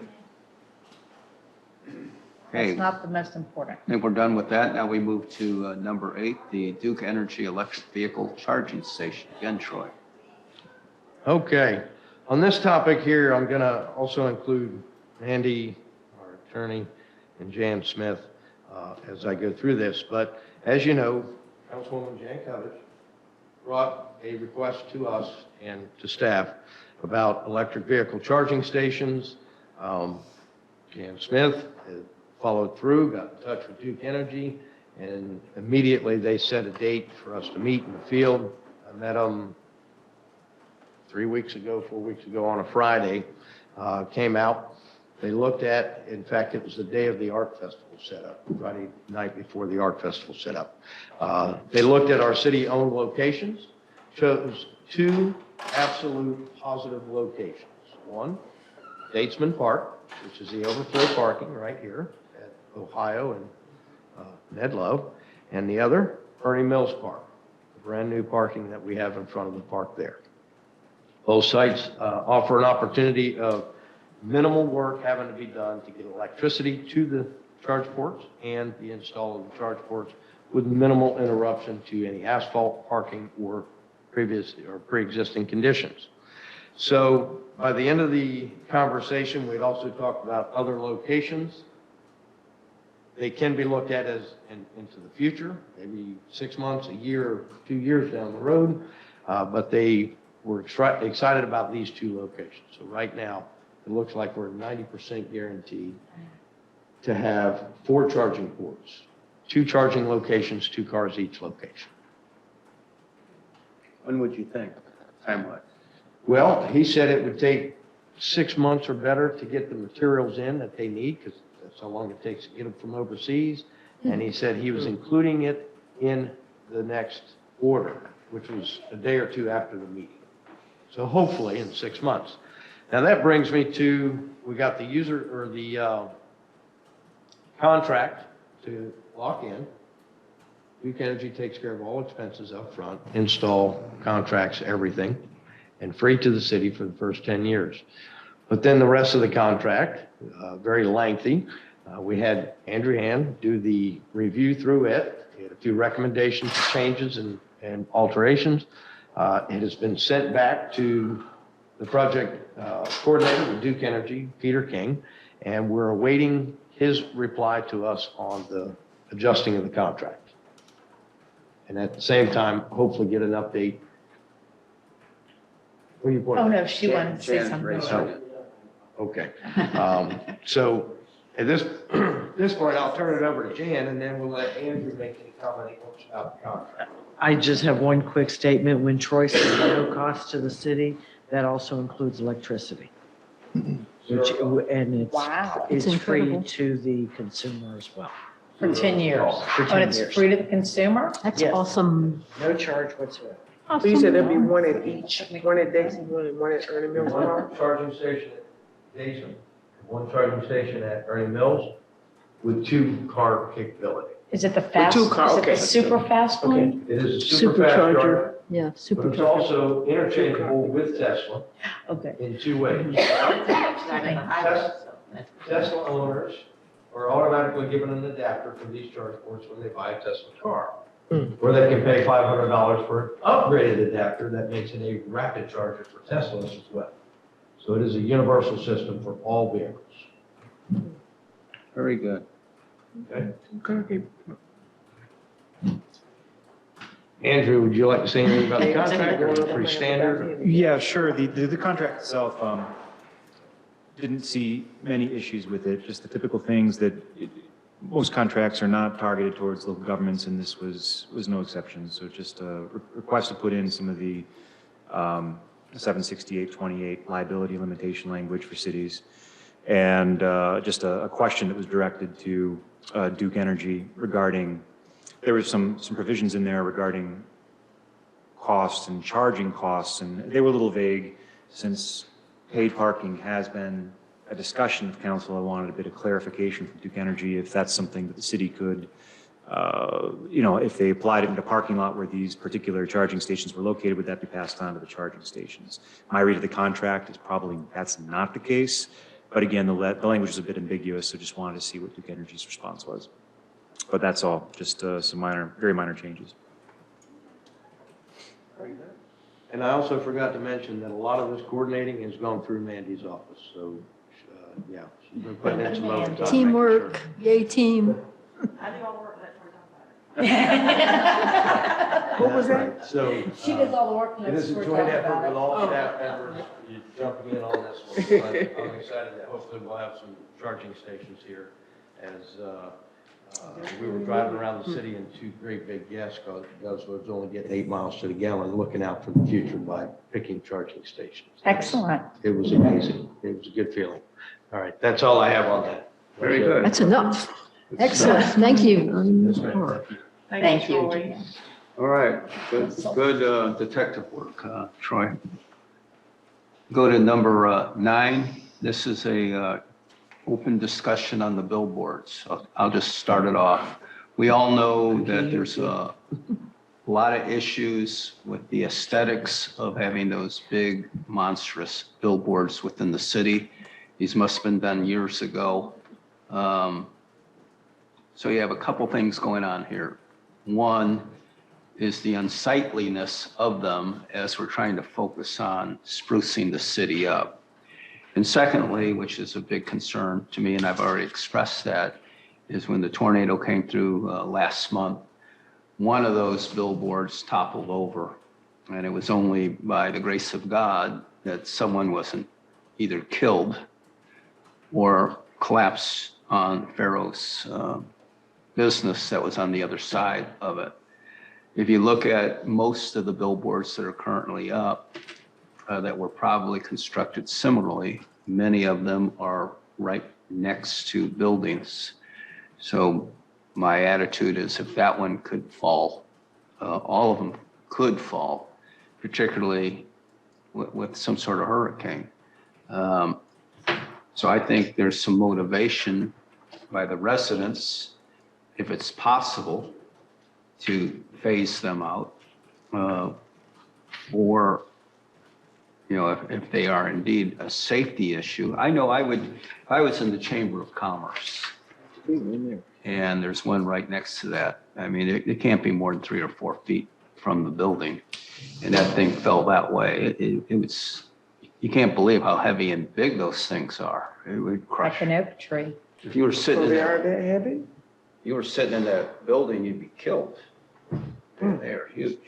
So anyway, we kind of, council has kind of suggested Andrew to look into it. He gave us some ideas. So this is just an open discussion, Andrew, council, if there's anything we can do about the billboards and what we might want to do. Yes. I'm going to pass this out to y'all, if you each Just take take. one each, okay. Yes, and I think this is part of the frustration that we have in terms of trying to clean up our city. And that is, we're not consistent with our codes. And if I'm reading the section in our codes for billboards, it simply states, billboards are prohibited, except as provided for baseball scoreboards or all billboards not otherwise authorized by federal, state, or county laws and regulations are prohibited in the city. So if billboards are prohibited in the city, and even though we have them now, what is the process? I've had them for a long time, too. So currently what you have, and I have some good news for you. I mean, billboards have clearly been prohibited in the city for the last several years. That makes them a non-conforming use. So any existing billboards are allowed to remain under certain conditions. No new billboards can be constructed. That's very clear. Now, the city does not have, it has some regulations regarding non-conforming use, but it's not doing everything that it can. And if you are looking to eliminate certain non-conforming uses, and I think in this case, it would be tailored specifically to billboards. Certainly, you could look at non-conforming uses otherwise, but I think that the non-conforming provisions, when the council worked with Ken Metcalf a few years ago on those, probably were, I wasn't at those meetings, but probably were created and crafted a certain way for a certain reason. Maybe they're working for other non-conforming uses, clearly not to council's satisfaction right now for billboards. So what can the city do right now? First of all, I think a little bit of an overhaul on that signage type of issue with billboards, more clearly defining what a billboard is. It's a little bit loose right now, tightening some things up there. The big thing that the city can do that it's not currently doing is instituting an amortization period. In 1984, there was a case with Daytona Beach and Lennar who actually, they have probably 95% of billboards are through that company. In fact, the one that blew over was a Lennar billboard.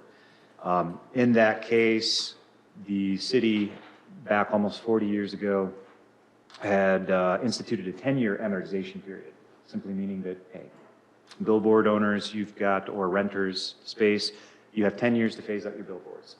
They challenged that regulation, 10 years at that particular time, and the city prevailed. the court found that 10 years in that case wasn't a reasonable time period. The things to remember there, though, is that the court had an explicit holding that a billboard owner must have the ability to obtain a reasonable opportunity, or there must be a reasonable opportunity for the property owner to realize a return on investment. Now, these signs, as I understand, are pretty old. I think the one that blew down was from the 1980s originally on a permit from the 1980s. Likely the other two, I don't know the details on them, but were probably similar, right? So they've been up for a long time, and certainly there's already been a good amount of recoupment on the investment already there. Anytime a court is analyzing this, it's done on a case-by-case basis. So we looked at Daytona Beach, found that 10 years was reasonable. That's the standard that we have. There hasn't been a whole lot of legislation since then on that. So we're looking at 10 years. That probably will work. Since that case came out in the 1990s, you all are familiar, most of you are familiar somewhat with Burt J. Harris and that property regulation. In addition to Burt J. Harris, in that same chapter, there is 70.02. That deals specifically with signage. And what that states is that anytime the city causes a sign to be removed, that it needs to pay just compensation. So what the city can do right now with that caveat is create an amortization period, 10 years, stating any signs need to be taken down that are currently existing in 10 years. Now, 10 years may come, and there may be a bit of debate from the sign companies. We haven't recouped our investment. It's unreasonable. That may happen, but that can be dealt with at that time and settled however it needs to be settled. But it's still on the books. You have to take these signs down. They would receive notice and be aware of it, and that would be evidence in the future. And they may not even fight it at that point because it's clear that that's what the law is in Lennar. Since that was their sign, they're very familiar with it. So that is certainly one thing the city can do. Some of the other things that the city can do in the code, and speaking to safety and so forth, is there are no, currently, I don't recall there being in there, if there are very minimal maintenance provisions. You can add in some maintenance provisions for billboards. But they do have some. Back to safety. Not in this particular. There are some, but they don't really do what they need to do. And so those can be beefed up. And if, I did this a few years ago with, actually the city I live in instituted a billboard sign that our office created that I worked on. And it lists out some reasons that you would have to take them down. Same sort of situation there. There were billboards, there aren't any billboards now in the city, but there were a few, and they were made a non-conforming use at that time and subsequently came down for amortization period.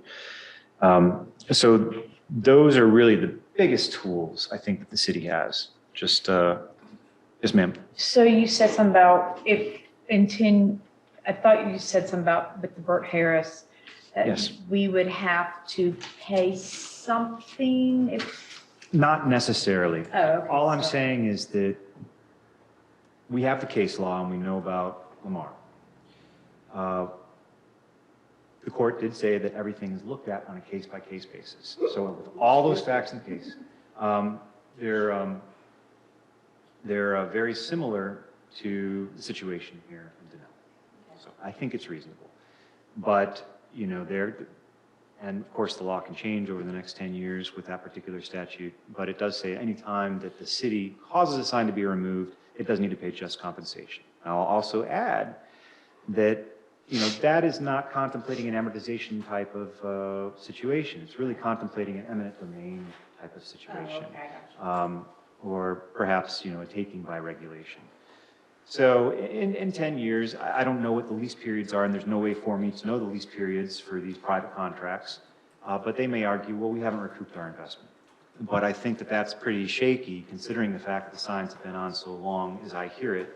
They're not in the greatest condition, which is a testament to how long they've been up. And 10 years is a generous amortization period as well. So They've made their money. I used to pay for one of the signs. It was like over $700 a month. What? One thing I'd like to say. The codes that I'm looking at right now are codes that were upgraded under just in 2019.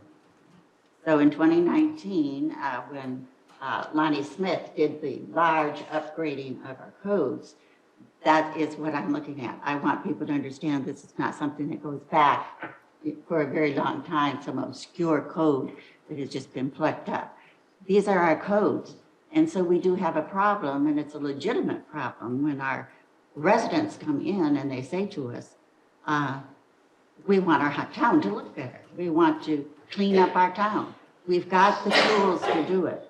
I hope that we will be able to have some momentum so that we will be able to find maybe staffers that can be selected from time to time if they have free time, just to introduce themselves to some of the people who are violating the codes.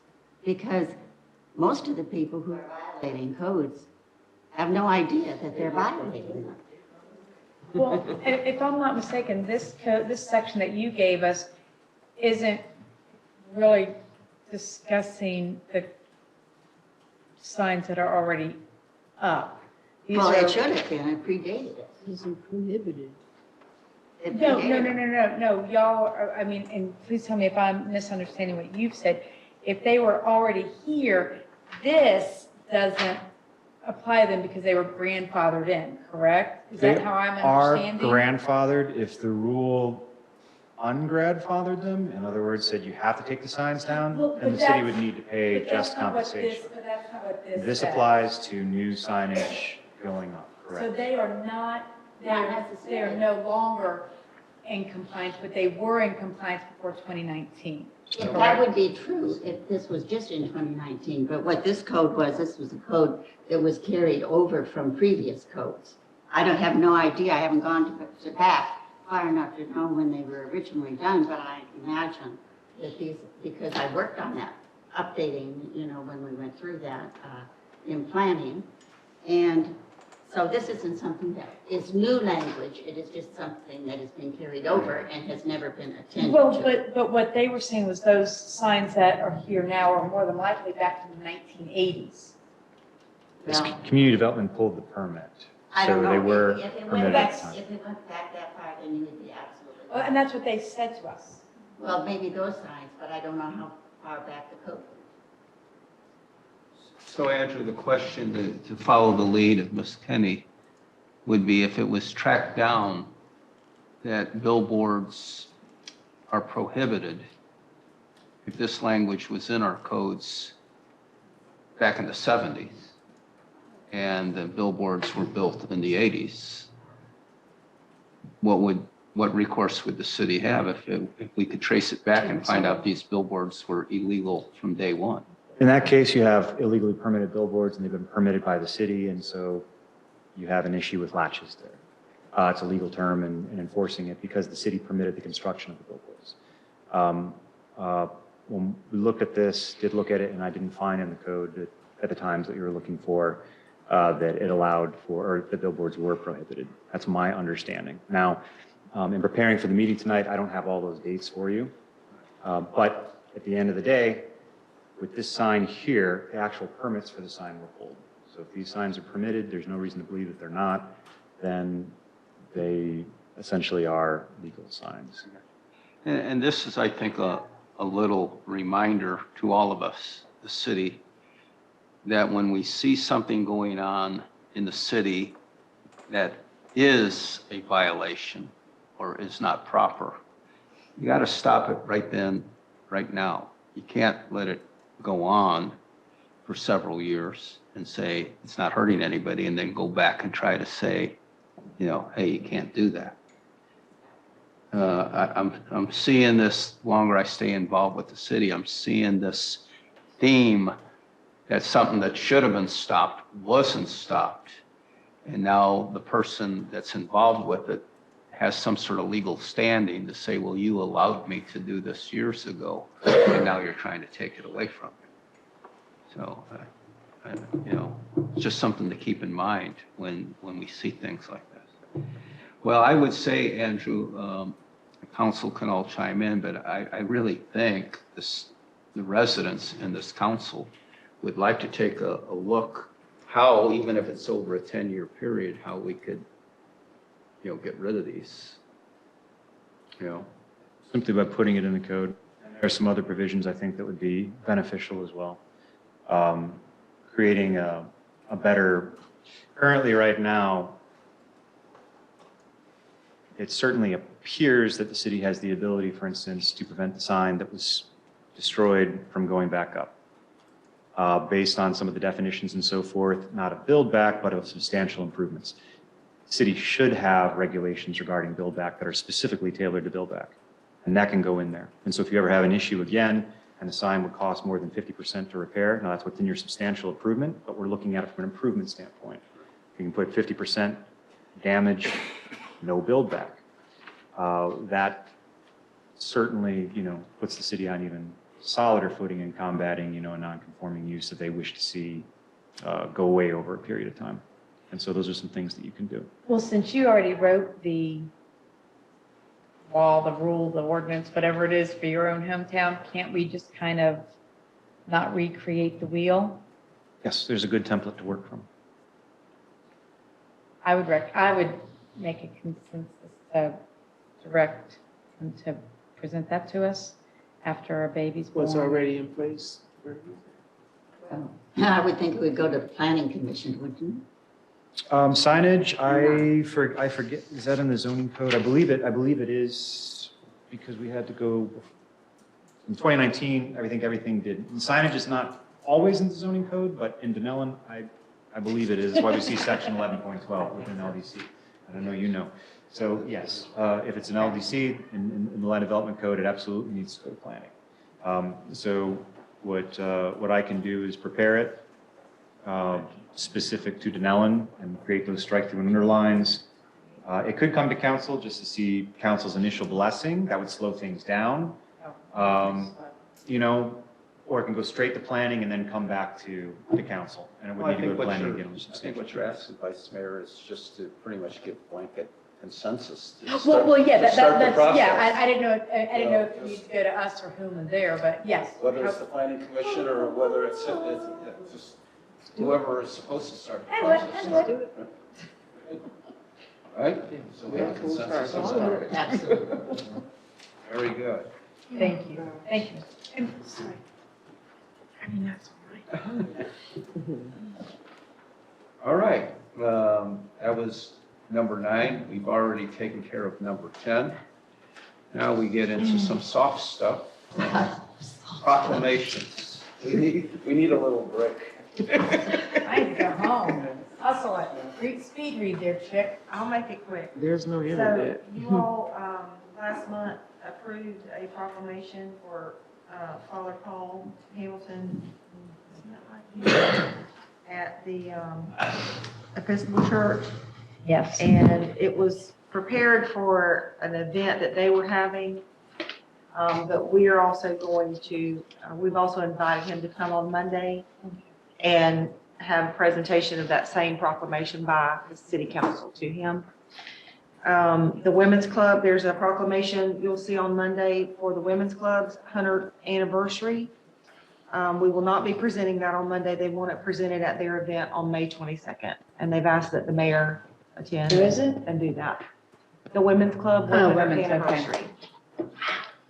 And then Motorcycle Awareness Week, we will be approving and presenting that one to Abate, Florida. That's one that comes back every year and requests that we recognize Motorcycle Awareness Week. And the Public Education Foundation of Marion County has also asked for a proclamation that we're in the process of preparing, and that would not be presented, only approved. And they've asked that it be mailed to them. And then we have confirmation from Mr. Gissy that he will be here on Monday to accept his recognition that you asked us to arrange for his contribution to the Little League. Super. While I'm on that subject, let me pass this out to you all. I have a walk-on item that I emailed you this afternoon. I think I saw that. Hang on. After the last, after the agreement was approved, that there was an oversight in the agreement with the Little League. And ever since the sale of the utility, the Little League has been responsible for the utilities out there. They've been billed directly by FGUA. They've been paying those bills, and it was just an oversight on our part whenever we renewed the document that we didn't exclude that because it was included in the previous agreement, which was adopted before we sold the utility. Right. So it's just taking out the word water in that one paragraph, water and. We would still provide garbage, and that falls under, I forget what section that was. I think it was section 9, what I emailed you, Jan, if you recall.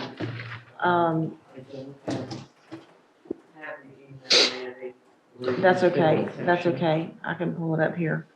So we would just need to put that back on the agenda for Monday to make that amendment to the agreement. So I'll pull that up and just show you what I'm talking about. Well, that's the, we didn't have the agreement with that. Jan, here we go. In other words, the water bill is theirs. Water and sewer. Yes. Water and sewer. Water and sewer. And if you go to section 9 here, B, the city will provide garbage service and will mow the areas outside the limits. It did say the city will provide water and garbage service. We took water out. So we just need to put this on the agenda for Monday, if you will, to make that amendment. Can it just be a consent? That is up to the council. Everybody good with that? Fine. Okay, put it on the Consent. consent agenda. Okay. And one more thing that I have to report, and I think all of you have probably seen this, is the letter that I prepared for the mayor's signature for the support, the letter to the governor supporting the multimodal improvements on East Penn and the Rainbow River pedestrian crossing on the current existing bridge. I just need a consensus from council to authorize him to go ahead and sign that so I can get it out tomorrow. You've all had a chance to look at that. Very good. It's, What this does is piggyback on the Marion County Commissioners. They wrote a similar letter and we're just joining in. Yeah, it doesn't have to go on the agenda. That Okay. doesn't have to go on the agenda, right, Andrew? I mean, it's just a letter, yeah. No.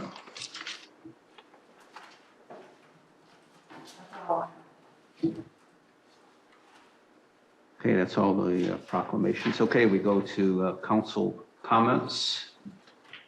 I have just a question for Mandy. Do we have any staff evaluations coming up? I know last year Troy Slattery's evaluation got stalled because, obviously because of personnel situation and so on. So is Troy's evaluation coming up in April? It's already been done. Completed for March. Yeah, Troy's was March. It's already been done. Did I do that and not remember, or you You don't you do did? that. I do their evaluations. Okay. Yeah. Thank The you. only evaluations that council is responsible for are mine and the chief's. Got it. Okay. I thought so, but wasn't sure. Thank you. Okay, Ms. Kenny? No comment. Ms. Williams? Dunnellon High School, did we ever do anything with that? Dunnellon Uh, High School graduation ceremony? Yes, ma'am, we Yes, did, and we thank actually you. got a thank you note from Oh, them. yeah. I'm proud to say that my church did too, $500. Oh, Yeah. great. Awesome. Yes, we did. We did We the got a thank you 250 that you all voted on to approve. Okay. Okay. And we have a note. Did we send that out to the council? It was, I saw it at Did the, you see it in the? at the counter, thank you. Yeah, so they did. Well, I didn't know it had been done. I know y'all were working on it, so that's good. That's good. So that's all I have. Okay, Vice Mayor? I'll give my comments because it's getting late on Monday, but I do want to thank Chief. He looked great on TV the other day, or this morning. What, did I miss the chief on TV? Oh, he was rocking it. What? Hmm. Only if it's nice.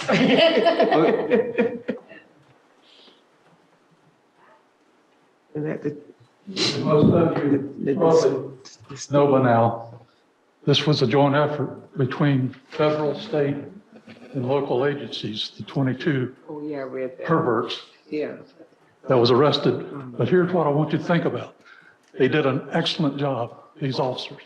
They worked for one solid week talking to these perverted people, either online or by phone. Now, what I want you to do is put yourself in those officers' places.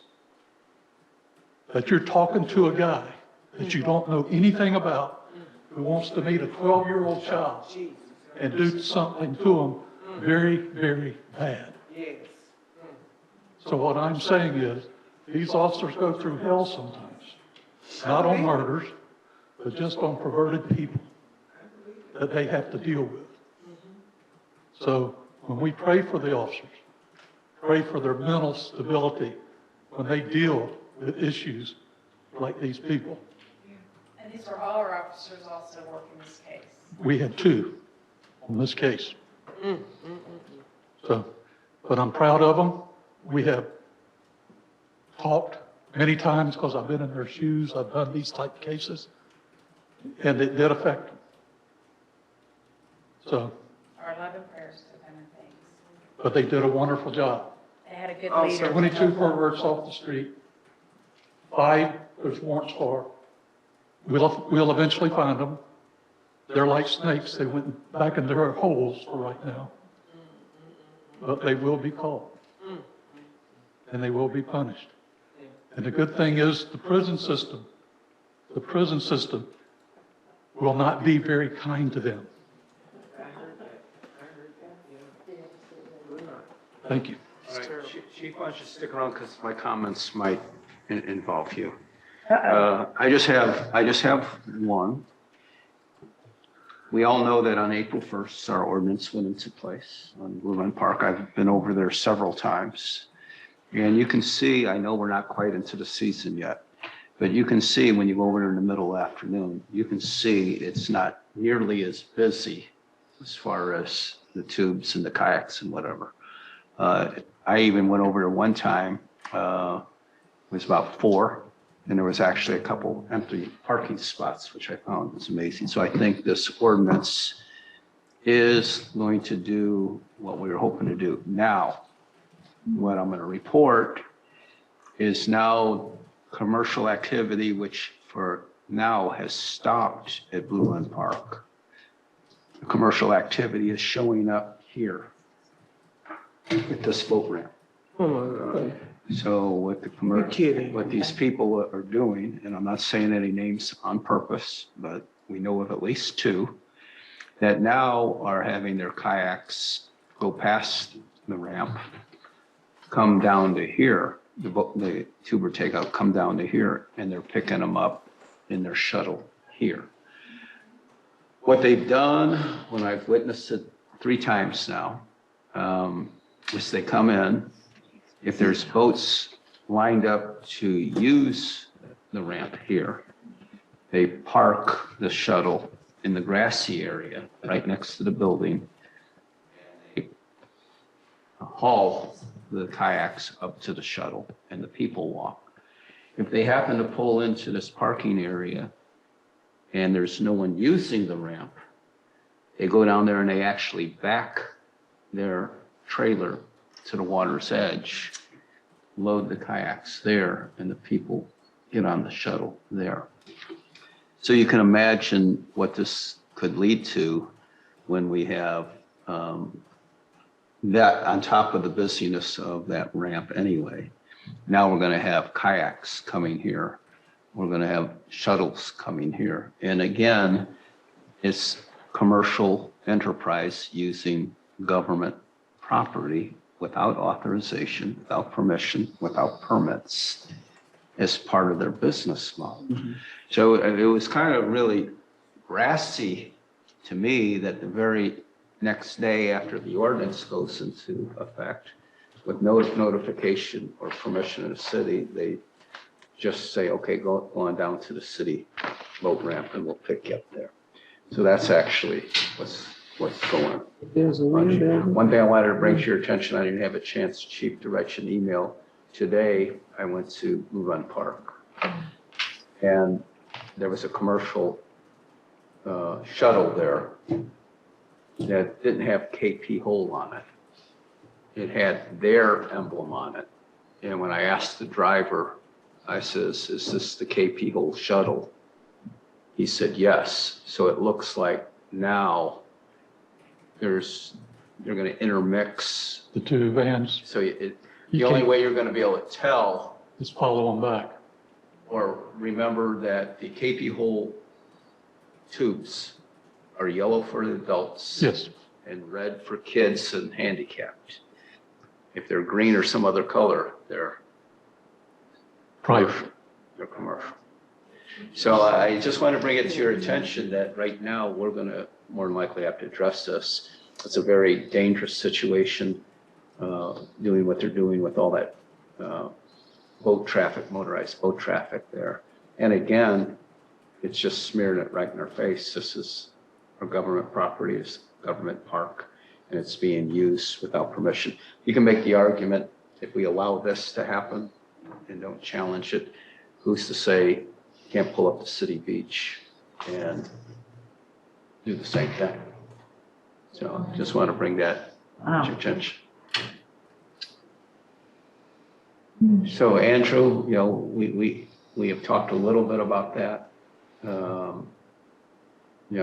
If council decides they want to address this, I mean, I guess we could do nothing. I think that'd be ill-advised.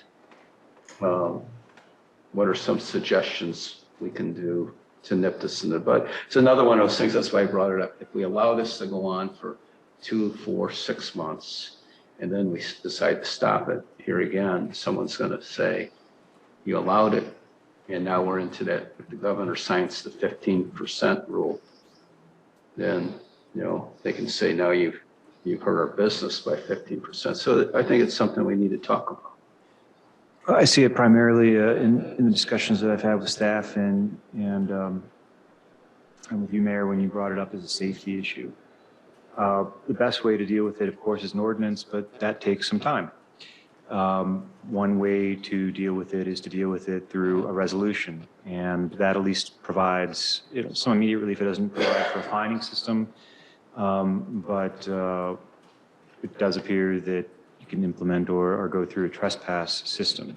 Now, in the meantime, and I'd hope to have a draft, been directed to at least start down that road of preparing something that council could take a look at, just going through and seeing if there are any legal impediments to doing so. Haven't identified any yet. Still, ordinance will be ultimately the best way to go.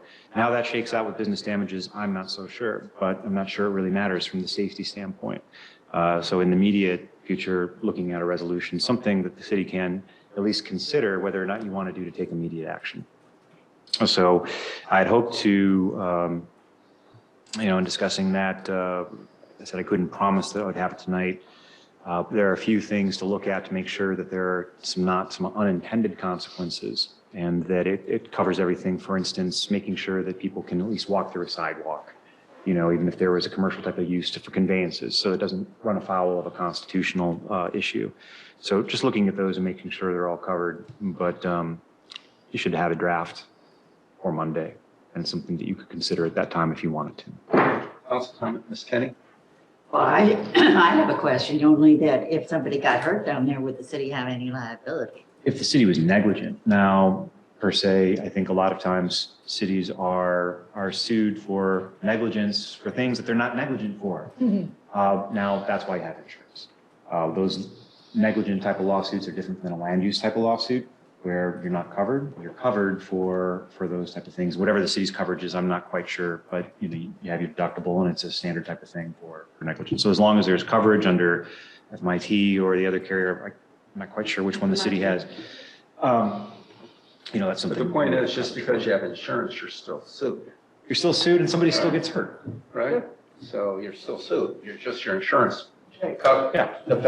Except that. Sure, and the city would incur some cost for the raise of a premium if they were successful in that litigation. So Yeah, whether the city is at fault or not, I mean, sure, it could end up costing the city in some sense. And certainly it's always a cost to the city, I think, if anybody's ever injured. I mean, it's just something that, is sad when it happens. Ms. Williams? I don't have any comments. Okay. Ms. Coverage? Something needs to be done because that, looking at what's coming up with us charging for people to use that ramp, that's going to be a very busy place. And those people who pay to use the ramp and then they have to sit and wait for a busload of kayakers to get out, that's not a good situation either. Parking lot, there's not that many parking spaces out there. They could be bringing vans in, and Chief, are they violating any kind of ordinance if they're parking on the grass with their rigs? They are. But here's some of the problems that I've seen and for you to consider. When we talk about a resolution, the reason I'm very concerned about it is for what Andrew said and the mayor said. You now got people coming off the river 4 or 5 times more than we've ever seen before. Now you got this poor guy trying to back his boat down, and he's got all these kayaks he's got to work his way through. So what we ended at Blue Run Park has come to our boat ramp. So it is, to me, as the chief, we do need to do something. And through talks with Andrew, we have developed for the resolution. He mentioned it, but I'm going to expand on it some.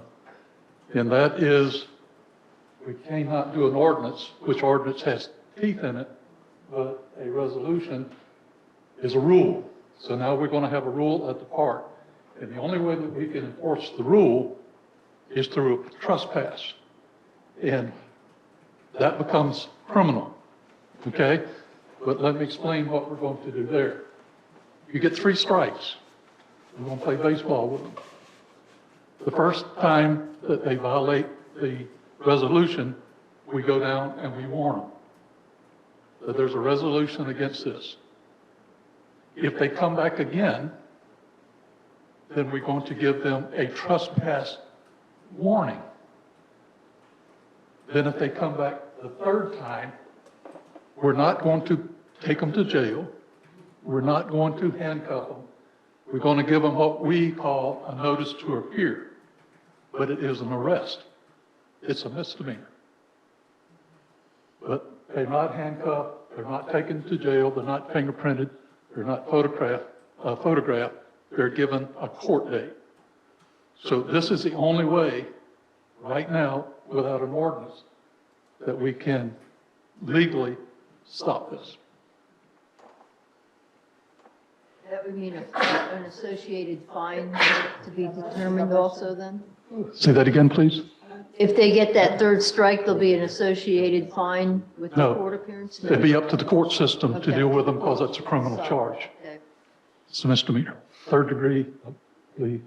Yeah, and most likely, if the judge ruled in the city's, I shouldn't say in the city's favor, but if the judge found the defendant guilty of trespassing, it would be a fine. It would be a Yeah, fine. they'd assess a fine. They wouldn't put him in jail for it. And No. since it's a 3rd degree misdemeanor, Yeah. you're correct, Chief. Jail wouldn't even be an option. No, I didn't Just think be a it would be. second. I was thinking in terms of a fine, where it might. No, It would because be a fine the if fines it's- comes under ordinances. Doesn't come under resolutions. Fines comes under ordinances. The one thing you could do, Chief, is there's really only one place to park, and it's on the side of this building in the grass. So they could get a fine for parking in the They grass. can, but we'd like to put I don't know if there's one there, but we didn't see one when we saw the photograph, is to make sure there's a no parking on grass sign. They're everywhere, but there's not one there. On this Troy, side. right in that one spot there. There is? If You got there's. one right at the front. You got one right outside Michelle's window. Or not Michelle's window, Stacy's window, right there on that edge of the grass. As you're coming up the ramp.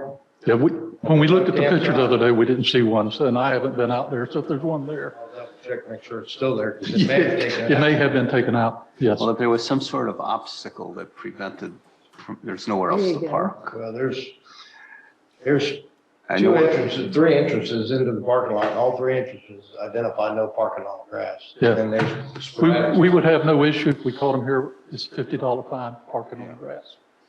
Because what it's doing, it's tearing up the grass already. Yes. And as you've educated to me, they're going on the side of the asphalt.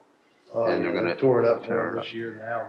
Well, it'd be beautiful there along with our landscaping. It's a nice 1,000-pound rock sitting Yeah, there you right go. there. Goes along with the decor of the building. Right? So, I know where you can get them too. Go get one. Okay, If you Angela, get the so boulder, I'll get the chainsaws for the billboards. you're gonna work on a resolution? If we do a resolution, how fast would it go into play? It would go into effect immediately, and that's something where either the chief of police could, you could have a period where just the fines are not issued, or pardon me, not the fines, but the citation, notice of appear might not be issued if it's a grace period, or it could just go straight into that three-strike rule. So it would be effective immediately, the actual resolution itself, but that's First reading or anything? single reading since it's a resolution. That can Then be after done. that, we would work on Way the to go. ordinance, right? After that, yes, can start an ordinance process that can go through the land use process and planning and so forth, but that would take a series of months, 3 to 4 months, But- fastest without. in mine, it would be no, absolutely no commercial use So whatsoever. let me ask a quick question, because I know of companies or a company that does not put in here. However, their guests, their clients come up and get on from our boat ramp. So would that be not allowing that as well? Yes, Yes. it would not be allowing that. So they cannot park here, walk down to the boat ramp and get onto that boat, even if that boat did not lodge from here? No.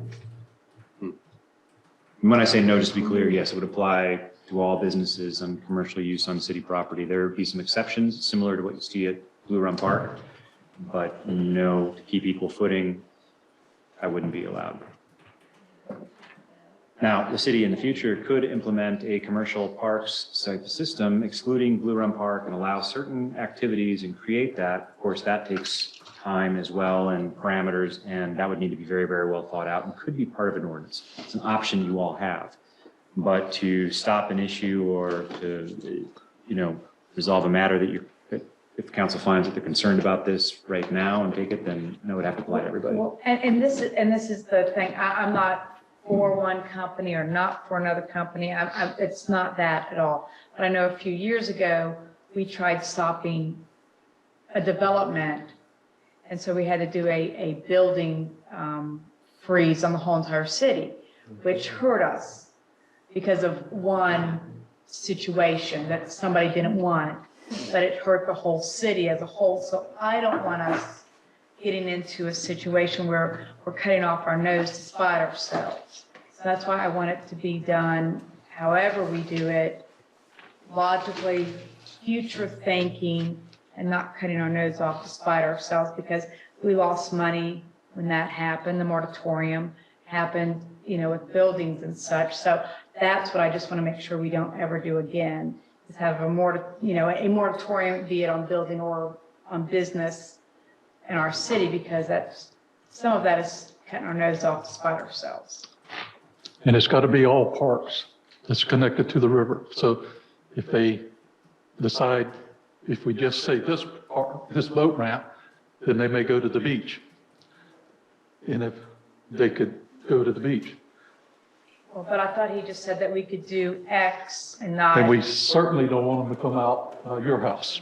I mean, didn't you say we could do one thing here and still exclude it from 3 other places?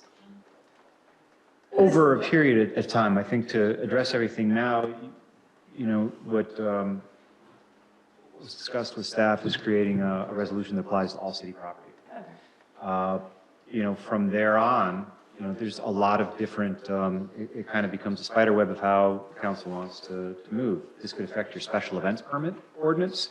This can affect your, there could be an overarching, a lot of the rules that apply to Blue Run Park can be, and I think that's perhaps what happened a few years ago. It seemed to me in reviewing what happened and why Blue Run was never put into code was it seemed that the initial effort was to create a code that applied to all parks and then to have specific rules that apply to Blue Run Park, whether by resolution or by further ordinances.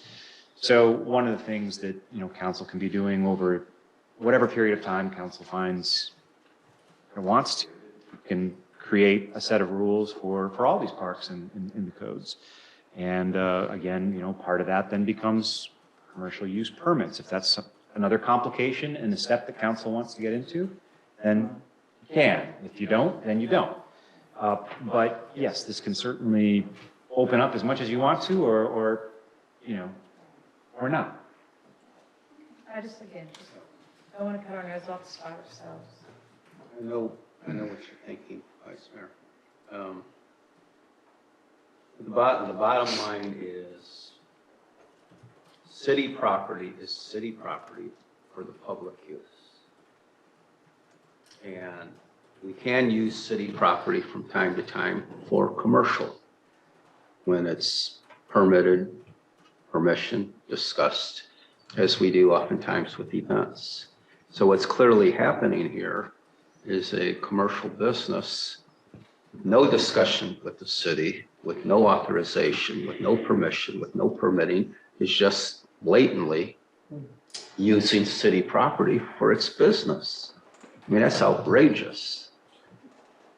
I mean, I don't know. Go to a Marion County park and try to use it for your business and see how long you get away with that. So I think we need to put this in place, and Andrew, if council's in agreement, and just try to work off the rough edges the best we can. I know there's some concerns how it may impact other people. But we'll see what we can do about working it out. But right now, really, just imagine the middle of July with 8 boats and trailers lined up trying to get in there, and a shuttle parking in the grass right here, carrying the kayaks and the people. Or even more blatant, getting in the line and waiting for their turn and backing in while everybody is waiting to get their boats in. I'm just saying, hey, if I want to wait, I'm going to wait. I mean, it could be an absolute. I think one other thing you got to consider is you're the guy with the credit card at the kiosk to launch your kayak, and here comes a whole boatload of them that hasn't paid one dime There you go. to pick up their kayak. They would have their That's license tag taken a picture The of. trailer, that's only one fine. If they're 4 times in one day. So it is an issue. It is going to be a safety hazard. And as we, and Andrew and I agree, it's up to the council to come up with the. And Andrew, I think by having this discussion, and it now it's on record, and council has suggested a concern of safety. And the chief has just verified he's concerned of safety. For us to, at this point, to not do anything, we really leave ourselves wide open if someone gets hurt. And we have clearly demonstrated that we are concerned about safety and not to do anything to respond to that if someone got hurt. That would really be a tough challenge for the city. Correct? Do you agree with my legal analysis? Yeah. I think it's on point. Are we done? Okay, that was my singular comment 30 minutes ago, right? Anything else? Okay, department head comments. Just because we're running a little late, get your money's worth. Randy, you can You can direct He's got where we his go. hand Church? up. He's still at the podium. I don't have any comments. May I go sit down? Oh. To Mr. Kruger's point, the battery-operated skateboards, scooters, what are we gonna? Well, first of all, the ordinance only includes Blue Run Park. Correct. So I got to know where the boundaries are for Blue Run Park. I can enforce the rules at Blue Run Park, but I don't think I have any authority to enforce any of the rules after they leave the state park. Correct. I mean, Blue Run Park, So the trail, the trail. Because the Yes. newest fad is, what they call it, a Segway, one of those two-wheel things you Yes. stand on. You know, and Now- I've seen some of those out there. What we did see was what Councilwoman Covich mentioned earlier, when I noticed several of them when we did the opening of the tunnel, was several elderly men riding the bicycles that they could pedal, go full power, or both. I saw several of those being used by elderly You're going people. to see more of them. And I can assure you that we will not stop an elderly man and give him a citation if he's trying his best to exercise and stay fit. Just have to use some common sense, right? Have to use some common sense, absolutely. Okay. So you need boundary lines is what you're saying, though. You would like, for your officers, you and your officers do need a survey of the property of where our lines begin and end. At least a acknowledgement or a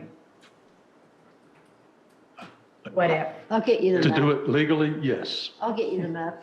yes. Okay. It's my understanding that it actually ends right where you have the trail that goes to the left. So Yeah. It's where, it's only a short distance that we would be responsible for. That's what I thought. okay, Chief, you can sit down. Thank you. Thank you, council. Thank you again for your hard Sandy, work. go ahead, go through your department head. I think Troy had a couple things he was gonna report on. Very quick, Blue Run Park bathroom project. Planning on meeting with the county out there to do exploratory digs to see what type of infrastructure is underground for the bathroom utilities. We had planned on being out there first thing this morning with the backhoes and the crew and working with FGUA to get that done. However, last night till after midnight, FGUA was out doing the water line repair at the intersection of Pennsylvania and Williams. They did a very good job on that, and I was out there with them for several hours watching the work. So the county and I have decided to reschedule that to the first part of next week. So Monday, Tuesday, we'll have that dig done. Remember, starting Monday, construction on Ohio Street and Cedar Street begins. Make sure you plan accordingly when coming up here to City Hall to attend your meetings. City Beach, we had talked about adding in additional picnic tables out at the City Beach. That project was completed March 16th. In addition to that, the secretary at our office, Sharon and Jan, not me, both have submitted grants through AARP Foundation. We have grants to help the 55 or 50 plus to better enjoy public parks and public lands. So we put in for a grant hoping to redo all the mulch around the playground sets, 3 playground parks, and replace and upgrade every picnic table, every park bench at all 3 parks. Wow. If we get the grants. That'll be another month or two before we find that out. And the last but not least, you've noticed Marion County Traffic Light Division out here for the last several days, working on the traffic lights. They are moving forward with the battery backup systems. However, as we know, with materials and supplies being delayed, it could still take up to 6 months just to get the remaining batteries. So the control boxes have been installed. The batteries for the control boxes have not been yet. That's great. All down to one component. Some double A's in the hat. That's it. Short and sweet, as quick as I could. Super. Great stuff, Troy. So, Dan, Council, I wanted to give you an update on the 125 park donations that we were directed to see, to inquire if donors wanted refunds. To date, we sent out 2 notices giving the donors until March 29th to let us know what they wanted to do. There were some we haven't heard from, but overall, bottom line, out of $18,425, we will be sending approximately $4,000 of that to the state as unclaimed funds. We cannot keep donations that we haven't had any response on. It's not our money. So we'll send it to the state, and if the donors come back, they can go to the state to recover their funds. We can't But use it for any park in no, town? no, we can't. Not, Unless they responded and said, yes, you can keep my donation. Which But if they we didn't did. respond, then we can't keep it. Under the Right. 18,000, how many people said you can go ahead and keep it? we can keep 14,400 for a total donated funds of $16,483 that we can keep. See, we had some events, T-shirt sales. Yeah. There was a Dunnellon Proud advertisement that donors paid for that was put in the Riverland News. So those funds we keep because the donors receive something for their donation. So Troy will get to spend $16,000 on parks. On parks. Good job. And that was in the letter, that's where the money Oh, would go? yes, well, and we wanted to know what they wanted us to do. So it didn't have to just be parks, but they all say parks. Ms. Odom? Georgina? Yes, I have, well, I have several things, but I Take don't your want to go for time. an hour, so I'm going to make it as quick as possible. I've been going to the working group with Marion County and the school board on your direction, and we've been trying to get, basically exchange information to try to plan the school board coordination. So it's in the works. I've been to 2 meetings already, and we're going to have 2 additional meetings in April, so it's coming up. And there are other cities there also, so it's been very productive and educational for me. And aside from that, I just wanted to give a brief update on my department. We are trying to structure code enforcement. We have asked State Bill to send an inspector to address code enforcement issues that need immediate attention. And we've been working on other issues as they come forward.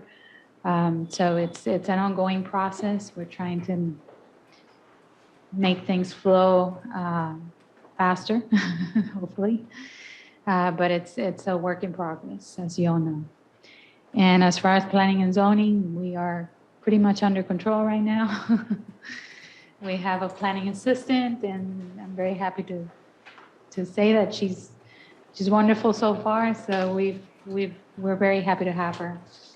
And so our department is running as fast as it possibly can. I did have somebody compliment you the other day, so thank you. Oh, my pleasure. Okay. So, council would very much like to do whatever we have to do in order to get this code enforcement situation going with the right person. So if you and Georgina just tell us what you need, let us try to figure out how to do it. We've discussed it, and we're doing some homework, and we'll be reporting back to you. Because there's always some money somewhere, and right now, we're pretty much farming out our code enforcement, correct? Well, we have very limited code enforcement with our current staff. And there are some big ticket items that need a certified code enforcement officer to address. So our the company that we contract with for our building inspection services also provides code enforcement services. So we're going to utilize them for those items, and we're going to need to seek and recruit a code enforcement officer. But we don't have all the information that we need to give you as far as cost and things like that. But we will. We realize how important this is, and we realize the amount of stress it's putting on that side of the building. And I would believe that council will bend over backwards to try to fund whatever we need to fund to get this done. It's critical that we get on top of this. So just tell us what you need, see what we can do. Thank you. I think we will have a full report on Monday, if that's possible. Okay, anybody else? Michelle, you've not said a word. That's a miracle. All right, Michelle. I guess we go to number 14. Oh, there's some more numbers? Not for me. Council, I don't have anything tonight unless you have any questions for me. And chances What's the are baby's name? you won't be here Monday, right? We have one of each. No, I will definitely not be here Monday. Patrick will be coming for that. And then next month, everything should be, as far as my attendance, will be back on regular schedule. Very good. Good luck. What's that? All right. Prayers and blessings. Sunday, she's induced, so Prayers and probably Monday or blessings. Tuesday. Probably during the council meeting. We conclude this meeting with a public comment.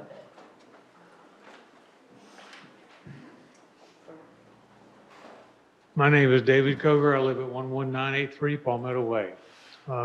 Couple of comments. One is the river and the noise being created by, it seems like these jet ski people, clubs coming up from Tampa have got some extremely loud boom boxes on those jet skis, and I would like to see what we couldn't do to have those noise volumes reduced.